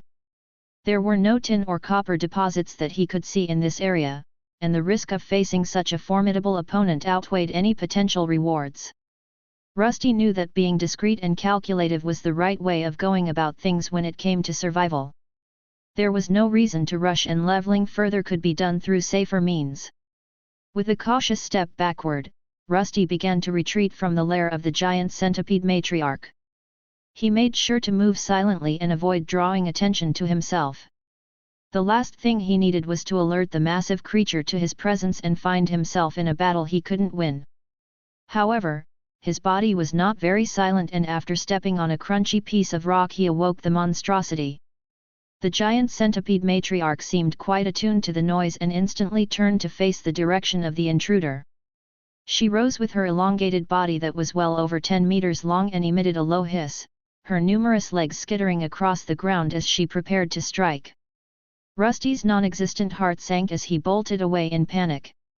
Rusty knew he had to act quickly if he wanted to escape from the giant centipede matriarch's wrath.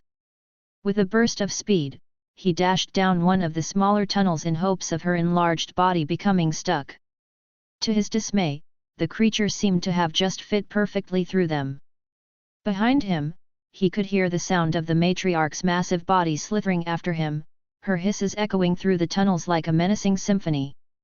Rusty knew that he needed to get away, and luckily there were a few things that he could do.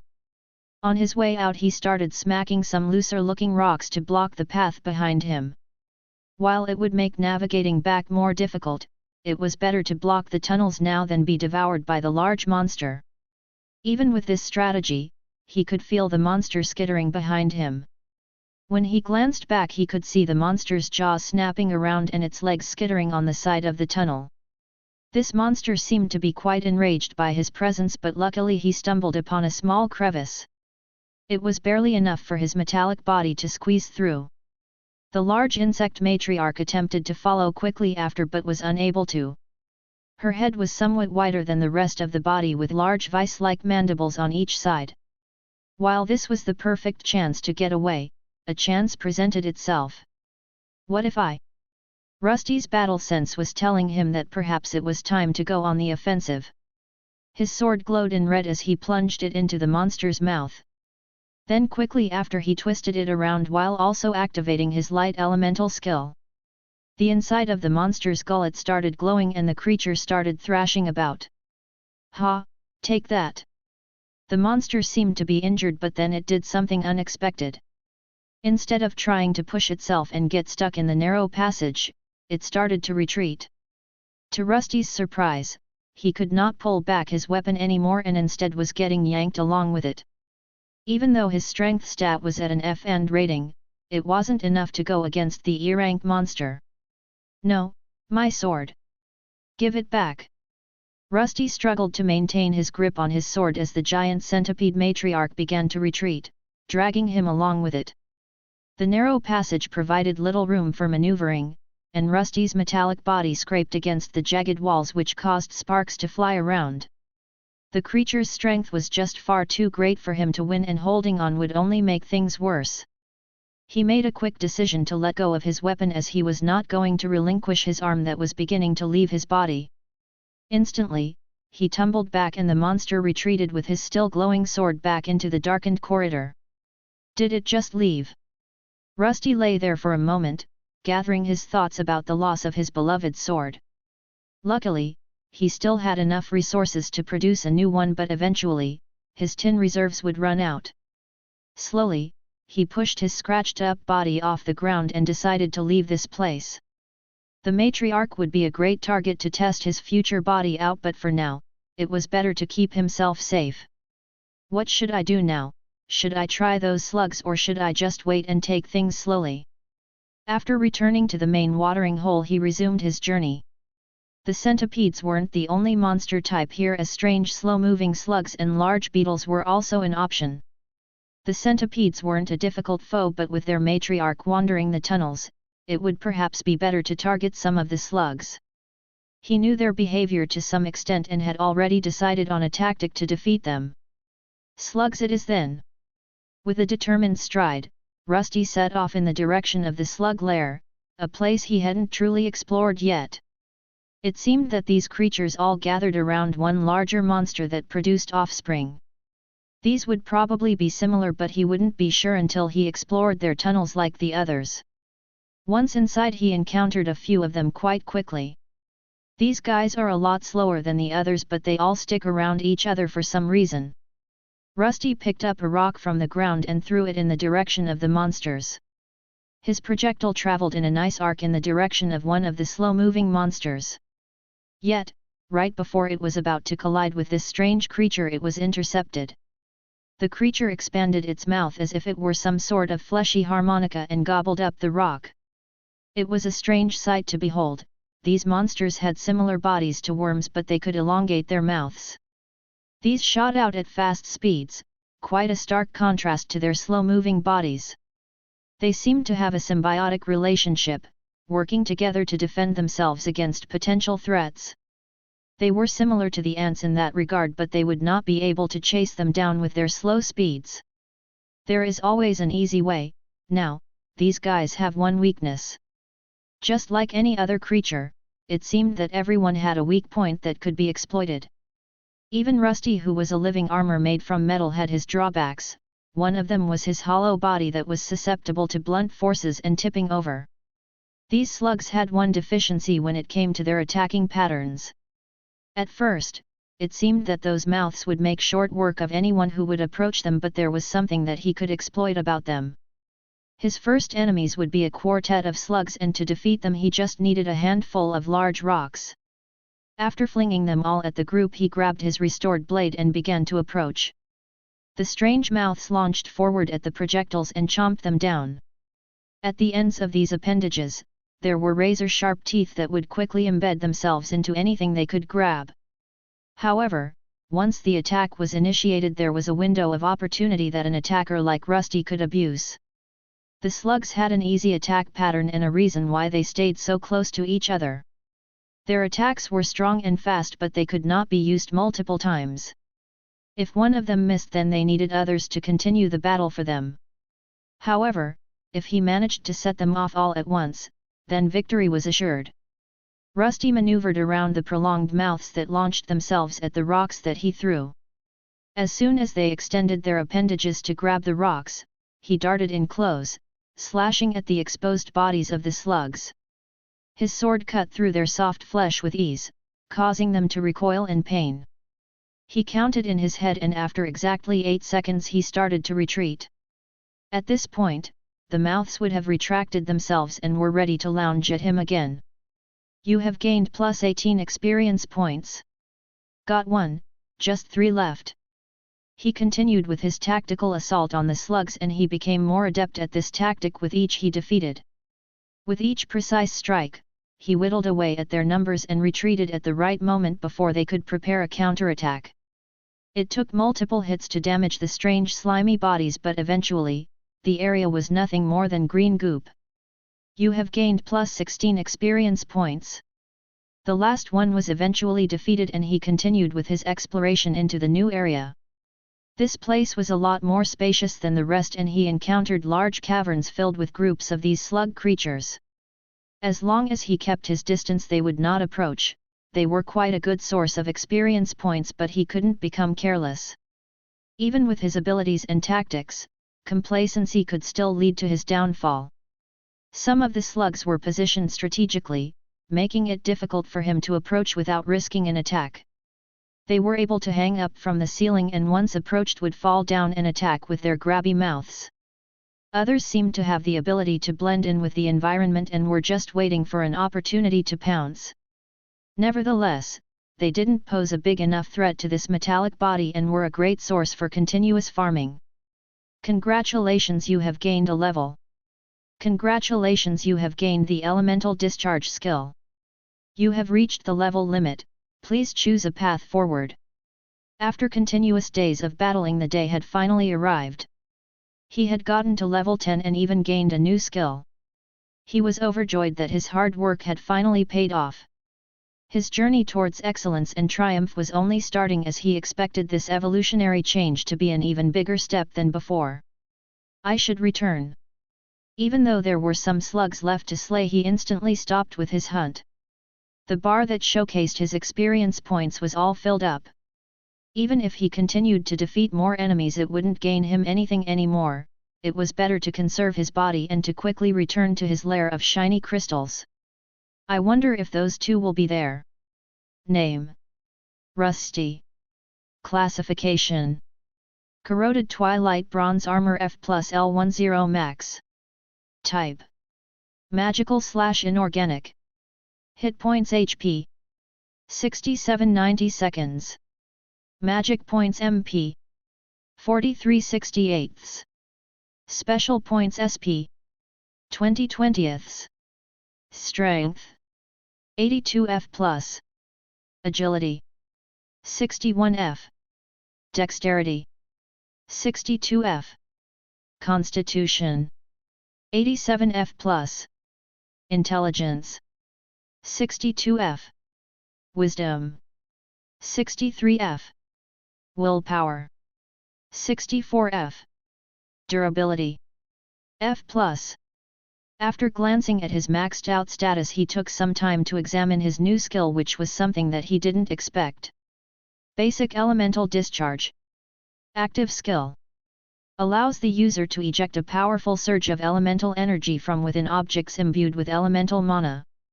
His skill was also quite intriguing, but he decided to not test it out for the time being. His thoughts were filled with new evolutionary options and a new, more robust body that he could finally inhabit. Thus, once back in his lair, he took up a spot close to his ant egg that he had been fostering for the past 2 weeks. Next to it, he set himself down on the ground and looked at the enticing status window before him. Please choose a path. Choose what path? It looks different than last time. Rusty was confused while staring at his evolution options. Previously, after clicking forward, he was greeted by a singular evolutionary path. This path presented him with his current body, but this time around there was none. Instead of a better-looking armored form, there was only a phantom of a door. I don't want to turn into a door. How would a door even hold a sword or fight monsters? However, the more he looked at this door, the more it reminded him of something. It looked exactly the same as the large castle gate doors he encountered the first time he went through his evolution. They were just much smaller on the system screen, which confused him. Does this just mean that I will arrive inside that large hall instead? It made more sense that he would be brought before the Soul Forge instead of turning into a castle door, so he just carried on like the last time. He pressed the select button that was waiting for him and waited. Just like before, it took some time, but eventually the surroundings started to shift. The glowing crystals that were everywhere vanished and were replaced by the same grand hall adorned with intricate designs as the last time he was here. I'm here. He had made it inside of the floating castle while skipping the trip through the long bridge. Once inside, he actually possessed a voice that could echo through the empty halls. This was his second time here, so he knew where the Soul Forge was, but before going there, he decided to explore this vast place once more. Hello? Is anyone here? After watching adventurers communicating with each other, he kind of knew how to do it himself. Previously he encountered two glowing orbs here, one dark and the other similar to the crystals from his cave. He wandered around wondering if they were here once more, but it didn't seem so. Could they be inside the Soul Forge, like last time? There weren't many changes to this place, and even after picking up some silver plates, he was not able to absorb the metals inside. This place might have worked under different rules than the real world he came from, but perhaps with time, this would change. With nothing else to do, he decided to walk up the stairs and into the Soul Forge that had his new body. It's there! He shouted in joy as he saw his new form standing tall. It resembled his current body but was devoid of any rust over parts. It was a fully functioning bronze armor. While it didn't really change in form, it felt more powerful and radiated some strange power. However, before he could charge in and take up his new and improved form, his old friends finally decided to show themselves. The prodigal son has returned. First, the dark sphere of light made itself known, and it was quickly followed by the white one. Son? Don't give him strange ideas, we aren't related. Aren't we, hero? I mean, Rusty has both our memories and seems to have inherited some of my cunning. You call using poison and cowardly tactics for killing, cunning? Why yes. What else would it be? It does not matter how you are victorious, just that you are the one left standing. Only a demon would think like that.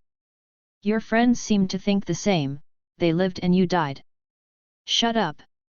The dark sphere that represented the defeated Demon King started chuckling after making the hero mad. The two seemed to be at each other's throats, and Rusty somewhat knew the reason for it. Their emotions were mixed up with him, and he seemed to have actually inherited some of their traits. Well, he also has inherited some of your foolish traits and gets absorbed in combat too easily. Ha, finding joy in a fair exchange isn't foolish. What is life with no honor and compassion? I was not the only one betrayed if you treated your subjects with some empathy. This again? Compassion only brings weakness, you need a calculated mind. It was clear that the two orbs could not find a middle ground, which for some reason brought Rusty some amusement. Despite their constant arguing, he couldn't help but feel a sense of gratitude towards them. After all, it was thanks to them that he was able to unlock the twilight form of his body, which later on allowed him to survive and get stronger. If it was the previous him, then he would have probably already approached his new form and started fusing with it. However, now he was different. His short life had taught him that it was best to analyze the situation around him. There were a few things that had changed in this place, with multiple new passages appearing from within this forging chamber. When turning to the right, he could see a door with writing over it. It led to something called the armory and had a symbol that looked like a sword and a shield over it. Previously there was nothing there, but now the door was wide open. Then to the left, there was another one, with the symbol of a book that led to something called a library. To top it all off, there was also a third path, leading to something called the training area. While he wasn't sure how this came to be, he realized that each of these paths could offer him valuable resources and knowledge to aid him on his future journey of strength. The armory could provide him with new weapons, perhaps eliminating the limiting longsword that was his only weapon. The library might contain ancient texts and scrolls that could teach him new skills or perhaps give him new ideas for better strategies. Then the training facility could allow him to hone his skills to a greater extent. "Hey Rusty, are you listening?" "Hey. Oh, you were. Of course. Ha, look at him lie instantly reminds me of me when I was little. He will make a great demon lord in the future." "Why would he ever become a demon lord, you bastard? He is a monster. Do you think your kind will accept him? They'll attack him the moment he enters one of your cities. Becoming a demon lord and dominating the world is the obvious path for him. And with this soul forge around, this might be a possibility." The orb of darkness seemed to dim while talking about Rusty's future. The one representing the hero instantly started going brighter and tried to rebuke him. "You must be mad if you think that I would allow something like that to happen. As if you will be able to do anything in your current form, hero. He is a monster, eventually, he will give in to his desires of domination and deceit. No, never. He had no remorse when handling those adventurers with poison. What do you think he will do once? Hey, where did he go?" As the Demon King and hero were in a heated debate, the target of their discussion vanished from their sight. Both quickly looked at the bronze suit of armor which represented the next evolution for their armored friend. It was luckily still standing there and had not been touched. However, some sound was coming from one of the side chambers. "Maybe try not to make these boring speeches anymore, Demon King." The white light orb cackled and soon zoomed towards the path leading to the armory chamber. This was something that had recently become available and he knew that it was part of his old blessing. While the layout was different as it took the form of the old Demon Lord's castle, the functions were similar. Once he arrived there he could see a confused bronze armor looking at empty weapon racks. "Why is there nothing here?" "Because you have to make them yourself." "Make them myself?" Rusty asked while the hero orb replied. There was a reason why this place was called a forge. "Indeed, Rusty. This might be called an armory but it's more of a storage space. Once you have created a weapon at the forge, it will become available here." The hero orb memories were fragmented but he was able to recall some facts that concerned his old blessing. He had some memories of forging a few pieces of weaponry and knew that they were also connected to the training area along with the library as well. "Create them myself? But I don't have any experience in making things. Do I just use my inventory?" "Not quite, you'll have to craft them with your own hands. All the tools will be provided by this space here." "But if I can't use the inventory, how would I make anything?" Rusty was quite confused. He had always just used the stash tab and his special points to repair his armor. He was unable to create anything by himself. Even when he wanted a bow and arrows, it was impossible. However, if it was something like a skill that could be learned, then it was something that he wanted. The white orb seemed to know a lot about this place, so he had reasons to believe that it could help him. "I don't think I can teach you directly, but we should be able to find the basic forging and crafting methods inside of the library." "The library, can I learn new skills there?" "Well, something like that. They aren't as effortless but they should contain texts and scrolls that detail various crafting techniques. You should be able to learn how to forge the basic weapons and even parts of your armor. Although, I'm not sure how that would work with your body." The glowing orb paused while looking over Rusty's body, which was nothing more than a corroded suit of armor. In the past, the hero used this place to gain his strength fast, but he was a human. He did not forge parts that could become his body, but considering that Rusty was a monster, then perhaps something like that could be possible. "Library, got it." As Rusty waltzed out of the armory chamber, the black orb of light floated inside to look around. "Our child is quite obedient, at least when you mention something that could benefit him. Stop talking to me. Oh, cheer up, hero, we might be stuck like this forever, or we might disappear the next time this place changes. Humph. The two didn't seem to like each other, and it was painfully obvious. However, their situation was something they did not understand, nor did they truly know what they had become. Their forms could not even move freely through this soul forge, and once Rusty left, they would be in a semi-dormant state. During it, they could perceive what he was doing outside this dimension, but were unable to act in any shape or form. You and I aren't so different. I'm not anything like you. Are you not? I bet the only reason you are helping our dear Rusty is for your selfish reasons. Perhaps you wish to use him for your revenge? Are the ones that put us in this state still alive? I can't believe that I'm saying this, but how about a truce? A truce? What are you scheming? Scheming? Your words cut deep, hero. Knock it off. You expect me to trust the king of all demons, who slaughtered millions? We live in troubled times. I never intended for all those atrocities to happen. Do you think that your side is without any fault? Do you even know why all of this started? What are you implying? Nothing. The past doesn't matter. However, presently we need to work together. What if there is a way to regain our previous forms? I'm sure you have some unfinished business with those friends of yours, and aren't there some people that remained faithful until the end? The demon lord's words started to make some sense, but the hero remained silent. He knew that he couldn't trust this being in the slightest. This didn't change the fact that he also wanted his revenge, and perhaps the living armor could facilitate it.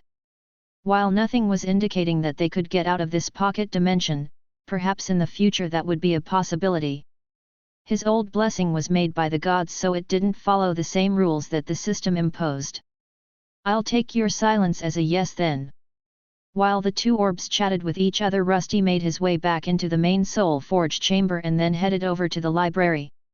His mind was filled with anticipation of learning new skills to create weapons. He already knew that the sword he wielded as his sole weapon was very limiting. There were also many skills that he couldn't use just by holding a sword, like the ones related to shields and bows. Once he arrived at the library, Rusty was met with towering bookshelves with ancient tomes and scrolls. The air was thick with the scent of parchment and dust, giving the chamber an atmosphere of knowledge. In the middle was a lone table with just one chair and some candles. However, while there were many bookshelves everywhere, there was no rhyme or reason for their placement. Where should I start? Rusty had never really used any books of scrolls before. He had only some fragmented memories of the hero and demon king which allowed him to read. From a nearby bookshelf, he pulled out one of the larger tomes that had some strange magical characters on it. Once the book was opened, he was greeted with more strange diagrams that he didn't understand at all. If Rusty had brows to furrow, they would be furrowed now. Trying to decipher these cryptic symbols was giving his metallic head a migraine. The diagrams seemed to depict various forging techniques and processes, but without any prior knowledge or guidance, they might as well have been written in an entirely different language. Then there was also the inclusion of magic, something called enchanting. That one might be a bit too difficult for you to understand. How about you try one of these first, Rusty? The two orbs of light arrived as he was flipping the book around and trying to look at the schematics from different angles. The white one seemed to know its way around this place, so Rusty decided to place the book he had away and followed after it. Yeah, this one will be a good start. This is. Before him was a brown booklet with some crude drawings of tools on it. It was titled Blacksmithing for Dummies, and for some reason, he felt offended. However, he did not know blacksmithing or forging, thus he decided to give it a try. After placing the book on the main table, he began to read through these basic instructions. To his surprise, it was a lot easier to understand. The diagrams were simple, showing the steps of heating metal, shaping it with a hammer, and cooling it down to harden.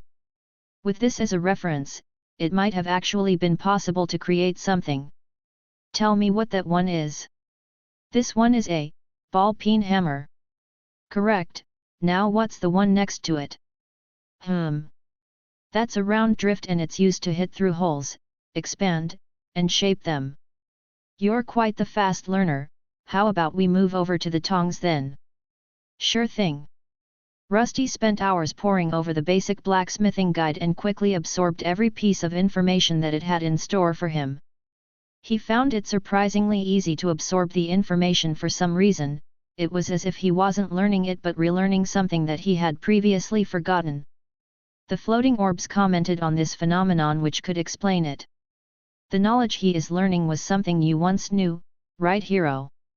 That's right, I remember reading through these old texts before, though I can't recall most of it, only fragments. It seems that the library has our lost knowledge. There are some books on old ancient black magic, something that I have partaken in my past life.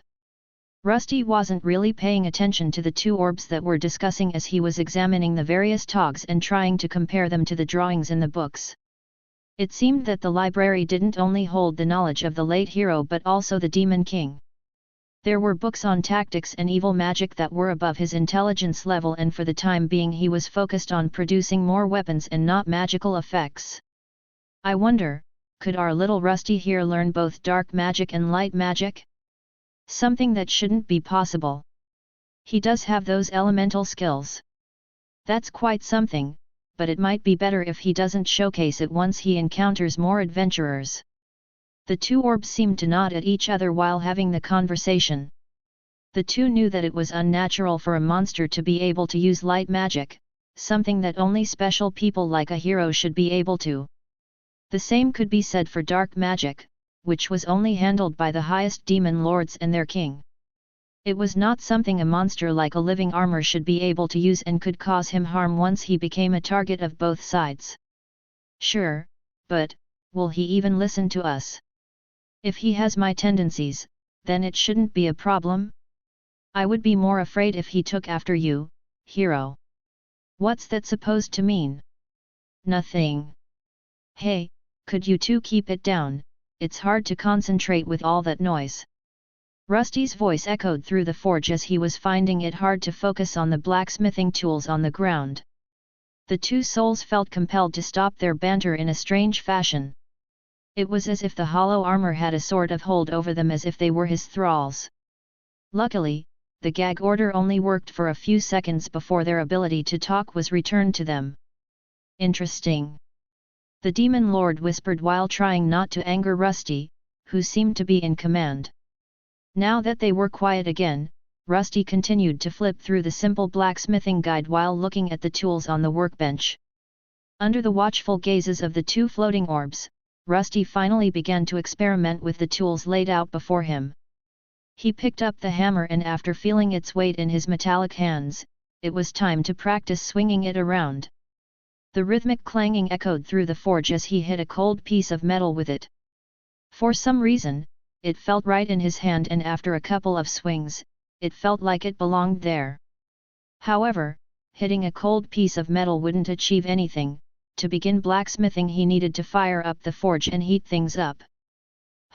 What should I make first? A big shield? A large axe? Or maybe a two-handed sword? Excuse me Rusty, may I offer some advice? Hey? What is it? Make it quick, I want to try crafting soon. The white orb of light floated down towards the mess of tools that were on the workbench. During his study session, Rusty had made quite a mess. The hero, while lacking much of his memories, knew the steps that needed to be taken to become a proper craftsman. Rusty might have had his memories and would learn it a lot faster, but these memories needed to be awakened in a proper way. Sure. A wise man once said that you should learn to walk before trying to run. Oh my, the hero saying something clever for once. The orb of black chimed in while chuckling, but the hero just ignored him. It seemed that Rusty didn't really know what he meant with that phrase, thus he decided to be less cryptic. I meant that you should probably do something easier. I propose you make a few simple small blades or nails first to get yourself acquainted with everything. Also, considering that we are working with bronze for now, it would be better to focus on molds and the smelter for now. Ah, molds do sound simpler. Rusty nodded in agreement, realizing the wisdom in the hero's words. Starting with molds and smaller blades would allow him to grasp the basics of blacksmithing. He was also limited by his materials and only could use what was already unlocked. In this case, it was bronze. It seemed that he needed to limit his weapons to the material that his armor was made from or to the things he could absorb from the real world. While this place looked to be similar to a regular blacksmith's workshop, it wasn't quite the same. One notable advantage was the creation of molds that seemed to take the desired shape of what the creator wished of them. Normally a person would need to create such a mold by carving out a wooden replica of the weapon and then inserting it into clay or sand. Only thereafter could they start smelting bronze and pouring it into the cavity. A simple blade, is it this one? In one of the corners of the forge, Rusty found a section with various rectangular molds. They had drawings of the weapons that he desired, and for the time being, he decided to go with the smallest one. It represented a small blade that was shorter than the daggers that the adventurers used. While it wouldn't be a great weapon, it would probably be the easiest to make at this moment. Will this do? Yes, that should be fine. You'll be able to make a simple hunter's knife with that one. Don't underestimate its size. At close range, it can be quite deadly. Rusty nodded in understanding and slowly picked up the mold that would house his first creation. He wasn't sure why, but he was feeling something strange and could almost not contain his joy. He examined this mold closely and felt that it shouldn't pose much of a challenge. It was quite simple, he just needed to pour the molten bronze inside and just wait. I'll give it a try then. With the mold in hand, he approached the smelting furnace. There were no flames at the moment, but after adding some fuel in the form of readily available wood. Once this fuel made its way under the smelter, it could be lit up by a lever on the side, which the light orb quickly explained. If I remember correctly, if you find some coal outside, it should become available as a fuel source. The wood here should be enough to handle the melting point of bronze, but it won't be enough to handle iron or steel. Mr. Hero? How much of this fuel should I take? You shouldn't have to bring much, the Soul Forge just required one sample before unlocking the resource here. The materials here replenish themselves. They replenish themselves? So the bronze ingots that I gathered won't be used up during the smelting process. They shouldn't if it's the same. However, once you are outside the Soul Forge, you'll have to use the resources you have previously acquired. The hero attempted to convey his discoveries to Rusty to the best of his ability, but he remained uncertain whether his bronze friend fully grasped the intricacies of the situation. Imagine it as unlocking an achievement. Once it is unlocked, it becomes available without a limit. I think I understand, so this means that I can just make all the bronze weapons that I want. Something like that, but be careful. While Rusty was overjoyed with the idea of unlimited resources, there were some downsides to this Soul Forge that the White Orb soon mentioned. While you are in the Soul Forge, your body remains inside the real world. If someone finds you during your stay here, then it could end badly. Wait. I have been here for 2 days already. Does this mean that I'm in danger? Rusty panicked a bit as he remembered leaving his body in the crystal cave. He didn't really try to hide himself from anything or anyone and assumed that no monster would be able to get in there either. However, his knowledge was quickly expanding and he now knew what those light crystals were. While they would work against the dungeon monster, they would do nothing against regular adventurers. It should be fine with the time dilation of this place, but I'll leave the rest of the explanation to you, dear hero. The orb of dark light decided to chime in before flying away. The Demon Lord seemed to be bored watching Rusty bumble around in the Soul Forge and vanished behind the entrance to the library. This left Rusty more confused and also made him realize that there were many things that he had no idea about. Time dilation. Yes, time dilation. It means that time here in the Soul Forge moves differently from the time outside in the real world. While it may feel like hours or days in here, only minutes or seconds may have passed in the outside world. However, I'm not quite sure how much of it has passed outside. The hero tried his best to explain the concept in simple terms, hoping Rusty would grasp its importance.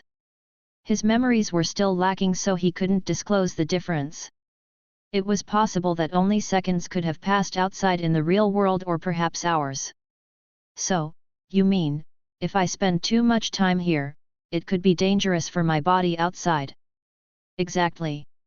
You must be cautious and not lose track of time while you're here. It's easy to become absorbed in learning and crafting, but you must never forget to keep yourself safe. If you die outside, you will also die here, but, calm down. That cavern filled with lights should be reasonably safe. The hero wanted to propose the use of a clock to accurately measure the time dilation, but decided against it. Rusty was like a newborn child who was just absorbing information and at this point, didn't know much about clocks. Thank you for telling me. I'll be more careful from now on. Maybe I should dig a hole and hide there. Sure. Rusty's proposal sounds preposterous, but he was a living piece of armor that didn't require food or breathing.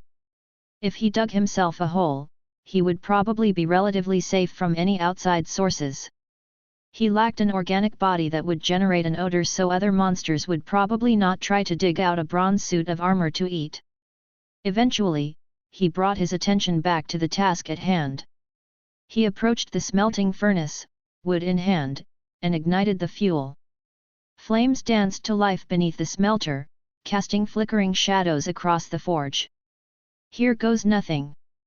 To the side, there was a row of bronze ingots that could be used in the smelting process. For this small blade, just one of them would be enough. The smelter here was a bit different than the ones presented in the guide and felt much simpler. Not from the aspect of size, but by how it had various slots that fit these ingots perfectly. The smelter was tall and oval in shape, and on the sides there were various metallic tubes. There was a slot at the beginning into which he could press the ingot. It seemed that later in time, he would be able to mix and match ingots with each other, but for the time being, only one slot was available. After pushing the lone bronze ingot into the slot, he looked as it got sucked inside and traveled up into the smelting furnace. Finally, it started the melting process, and now what he needed to do was to position the mold in the correct spot. This also was rather rudimentary, as there were painted-on markers on the ground along with another support slot where he could place the rectangular mold in.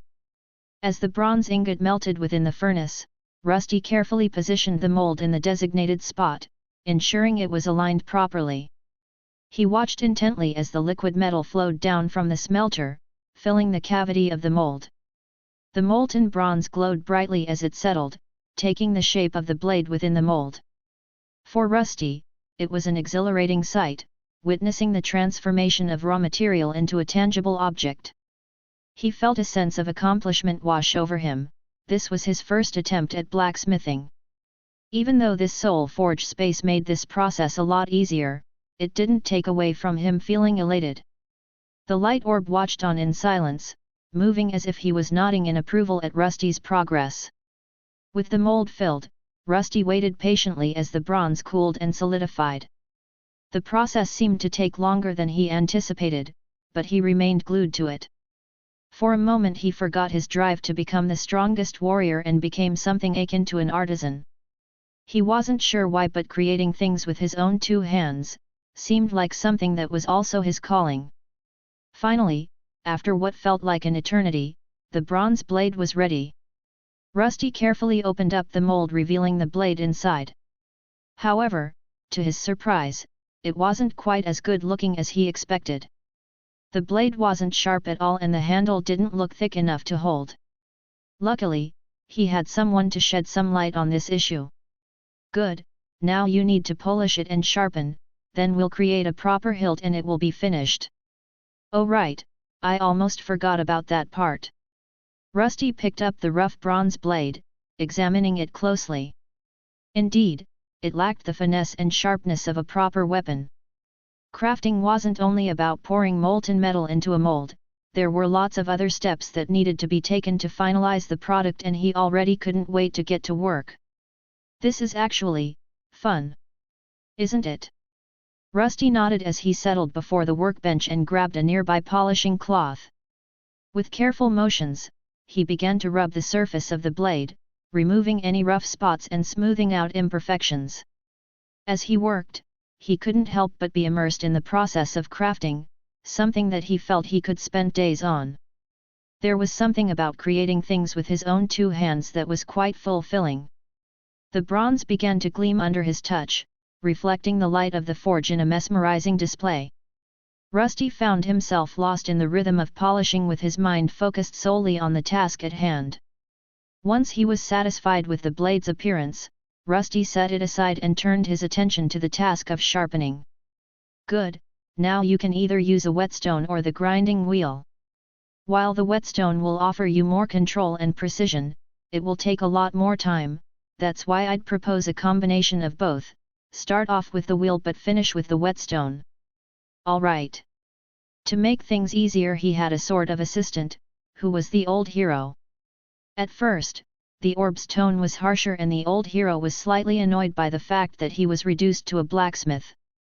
Eventually, his tone became softer and more encouraging. Rusty's enthusiasm and determination were quite contagious, even the old hero couldn't help to start enjoying this new process.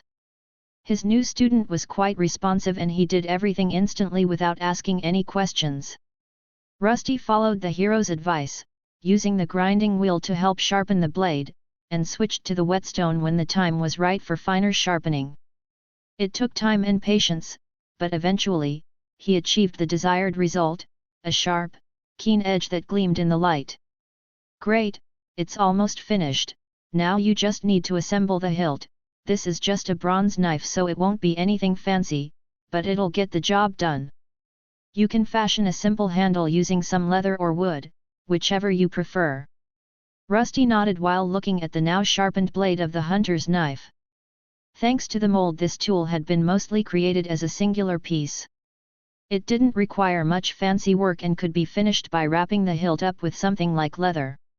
However, considering that this was his first creation, it was better to fashion a proper handle. After selecting a piece of wood from a nearby rack and began to carve it into shape, using the drawings in the blacksmithing guide as a reference. Even though his hands were made of metal, he found them to be rather dexterous. It seemed that he was given some type of boost to his crafting skills once inside the Soul Forge. With the help of some drawings from the blacksmithing guides for reference and the help of the hero, the process was eventually finished. The wooden handle was carved into a comfortable shape that fit well in Rusty's metallic grip. He then secured it to the blade using some twine, wrapping it tightly to ensure it stayed in place. Once he was satisfied with the handle's placement, he was left with admiring his handiwork. Not bad, but is something wrong? While Rusty felt a sense of pride for his first creation, the orb of light started to scrutinize it. After floating down, the hero started examining it from all directions before finally speaking out. I'll rate this around a C. C and at most. Oh, a C+? Wait, that's not that great. At first, Rusty was overjoyed by the rating as he was only an F-rank monster, so anything above that ranking was quite good. However, soon he realized this wasn't that good and just slightly above average, with the letters B and A being still above it. Don't feel bad, Rusty, this isn't bad for a first attempt. You could probably sell this knife in a store to adventurers. But don't get too complacent, thanks to the Soul Forge you don't need to worry about getting the smelting process wrong. Usually, other blacksmiths have to worry about impurities and inconsistencies in their metal, but here the ingots will always be pure. Ah, I see. Rusty nodded in understanding. It was true that he was still lacking in many aspects of blacksmithing, but with time, he knew that he could improve upon them.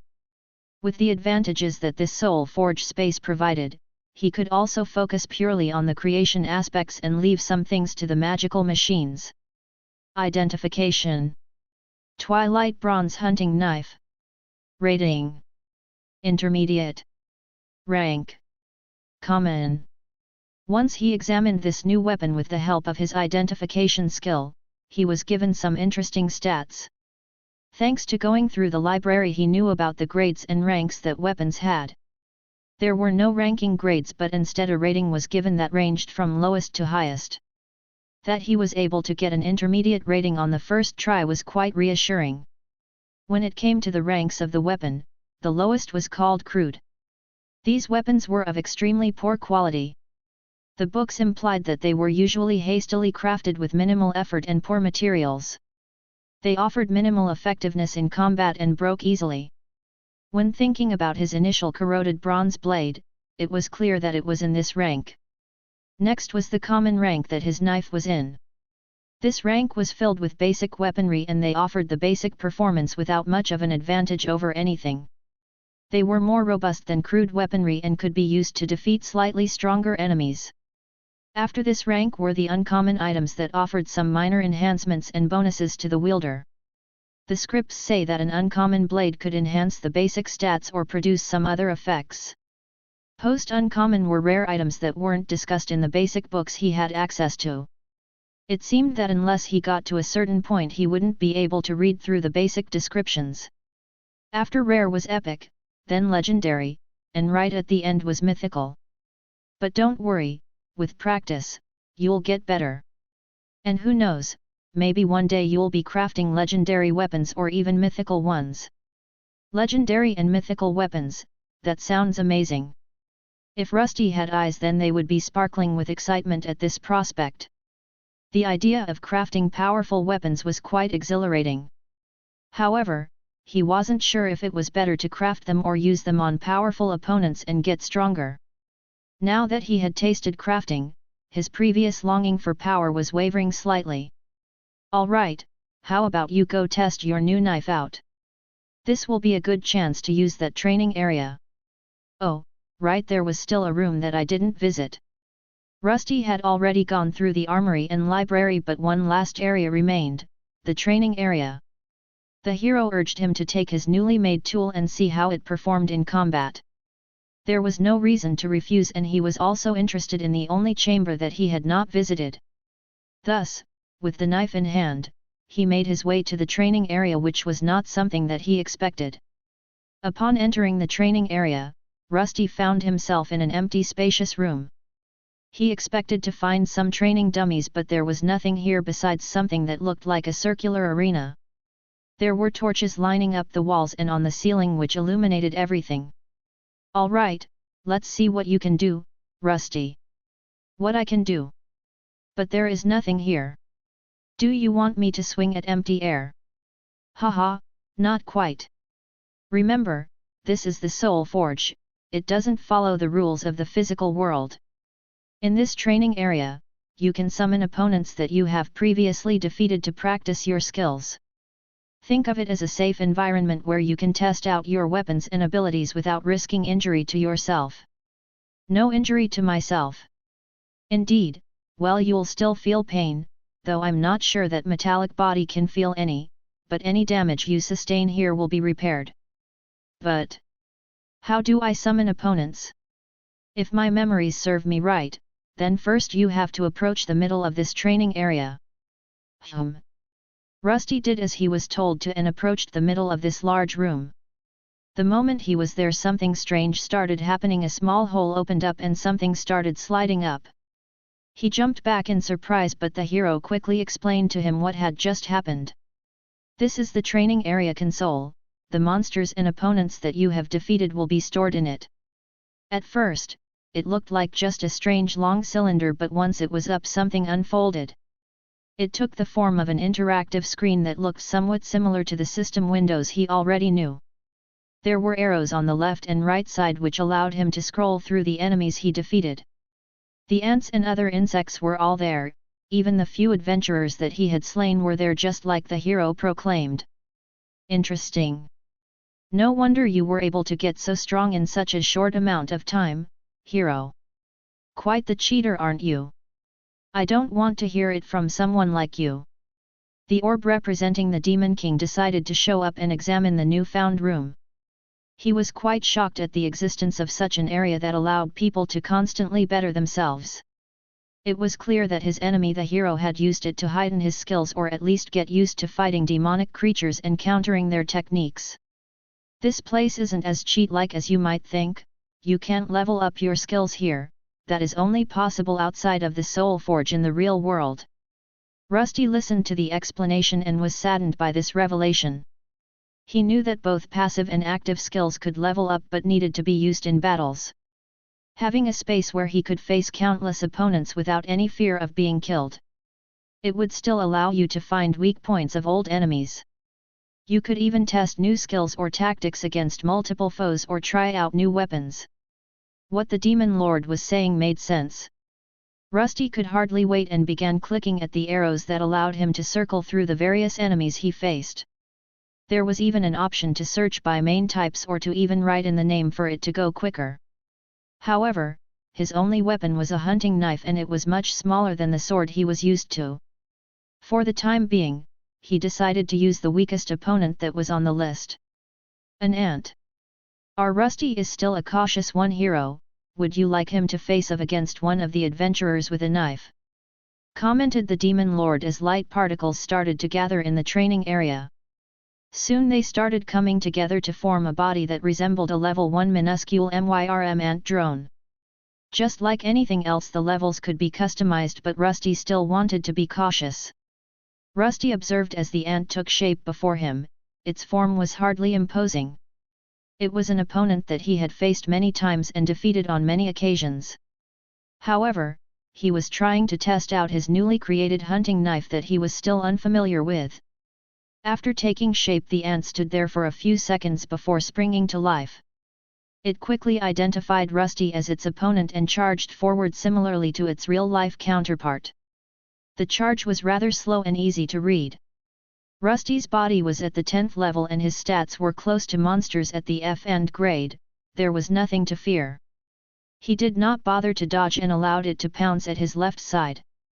The monster's mandibles snapped at his armored form but were unable to leave more than a few dents. After tightly gripping his newly fashioned hunting knife, he quickly plunged it into the monster's head. It penetrated it quite effectively and in a matter of moments the monster was defeated. Its body turned back into light particles and quickly vanished while he was left to ponder his test. Is something wrong? This doesn't feel right. Rusty replied to the hero who inquired about the silence. What doesn't feel right? The weapon seems to work fine to me. Think he meant the awkwardness of wielding it, isn't that right, Rusty? The Demon Lord chimed in as from his perspective, Rusty awkwardly wielded the knife. In his past life, the Demon King was quite fond of these short-bladed weapons, but without the proper skills, they wouldn't be as effective. Yes, I meant that. To my knowledge, Rusty only has the basic swordsmanship and archery weapon skills. To wield a knife, he needs basic dagger proficiency, which he lacks, and considering that he is a monster, he probably won't be able to learn it by himself. What is that supposed to mean? The hero orb along with Rusty were confused at the words of the Demon King, but he quickly elaborated on them. Well, have you considered what our Rusty really is? What he is? You mean a living armor monsters?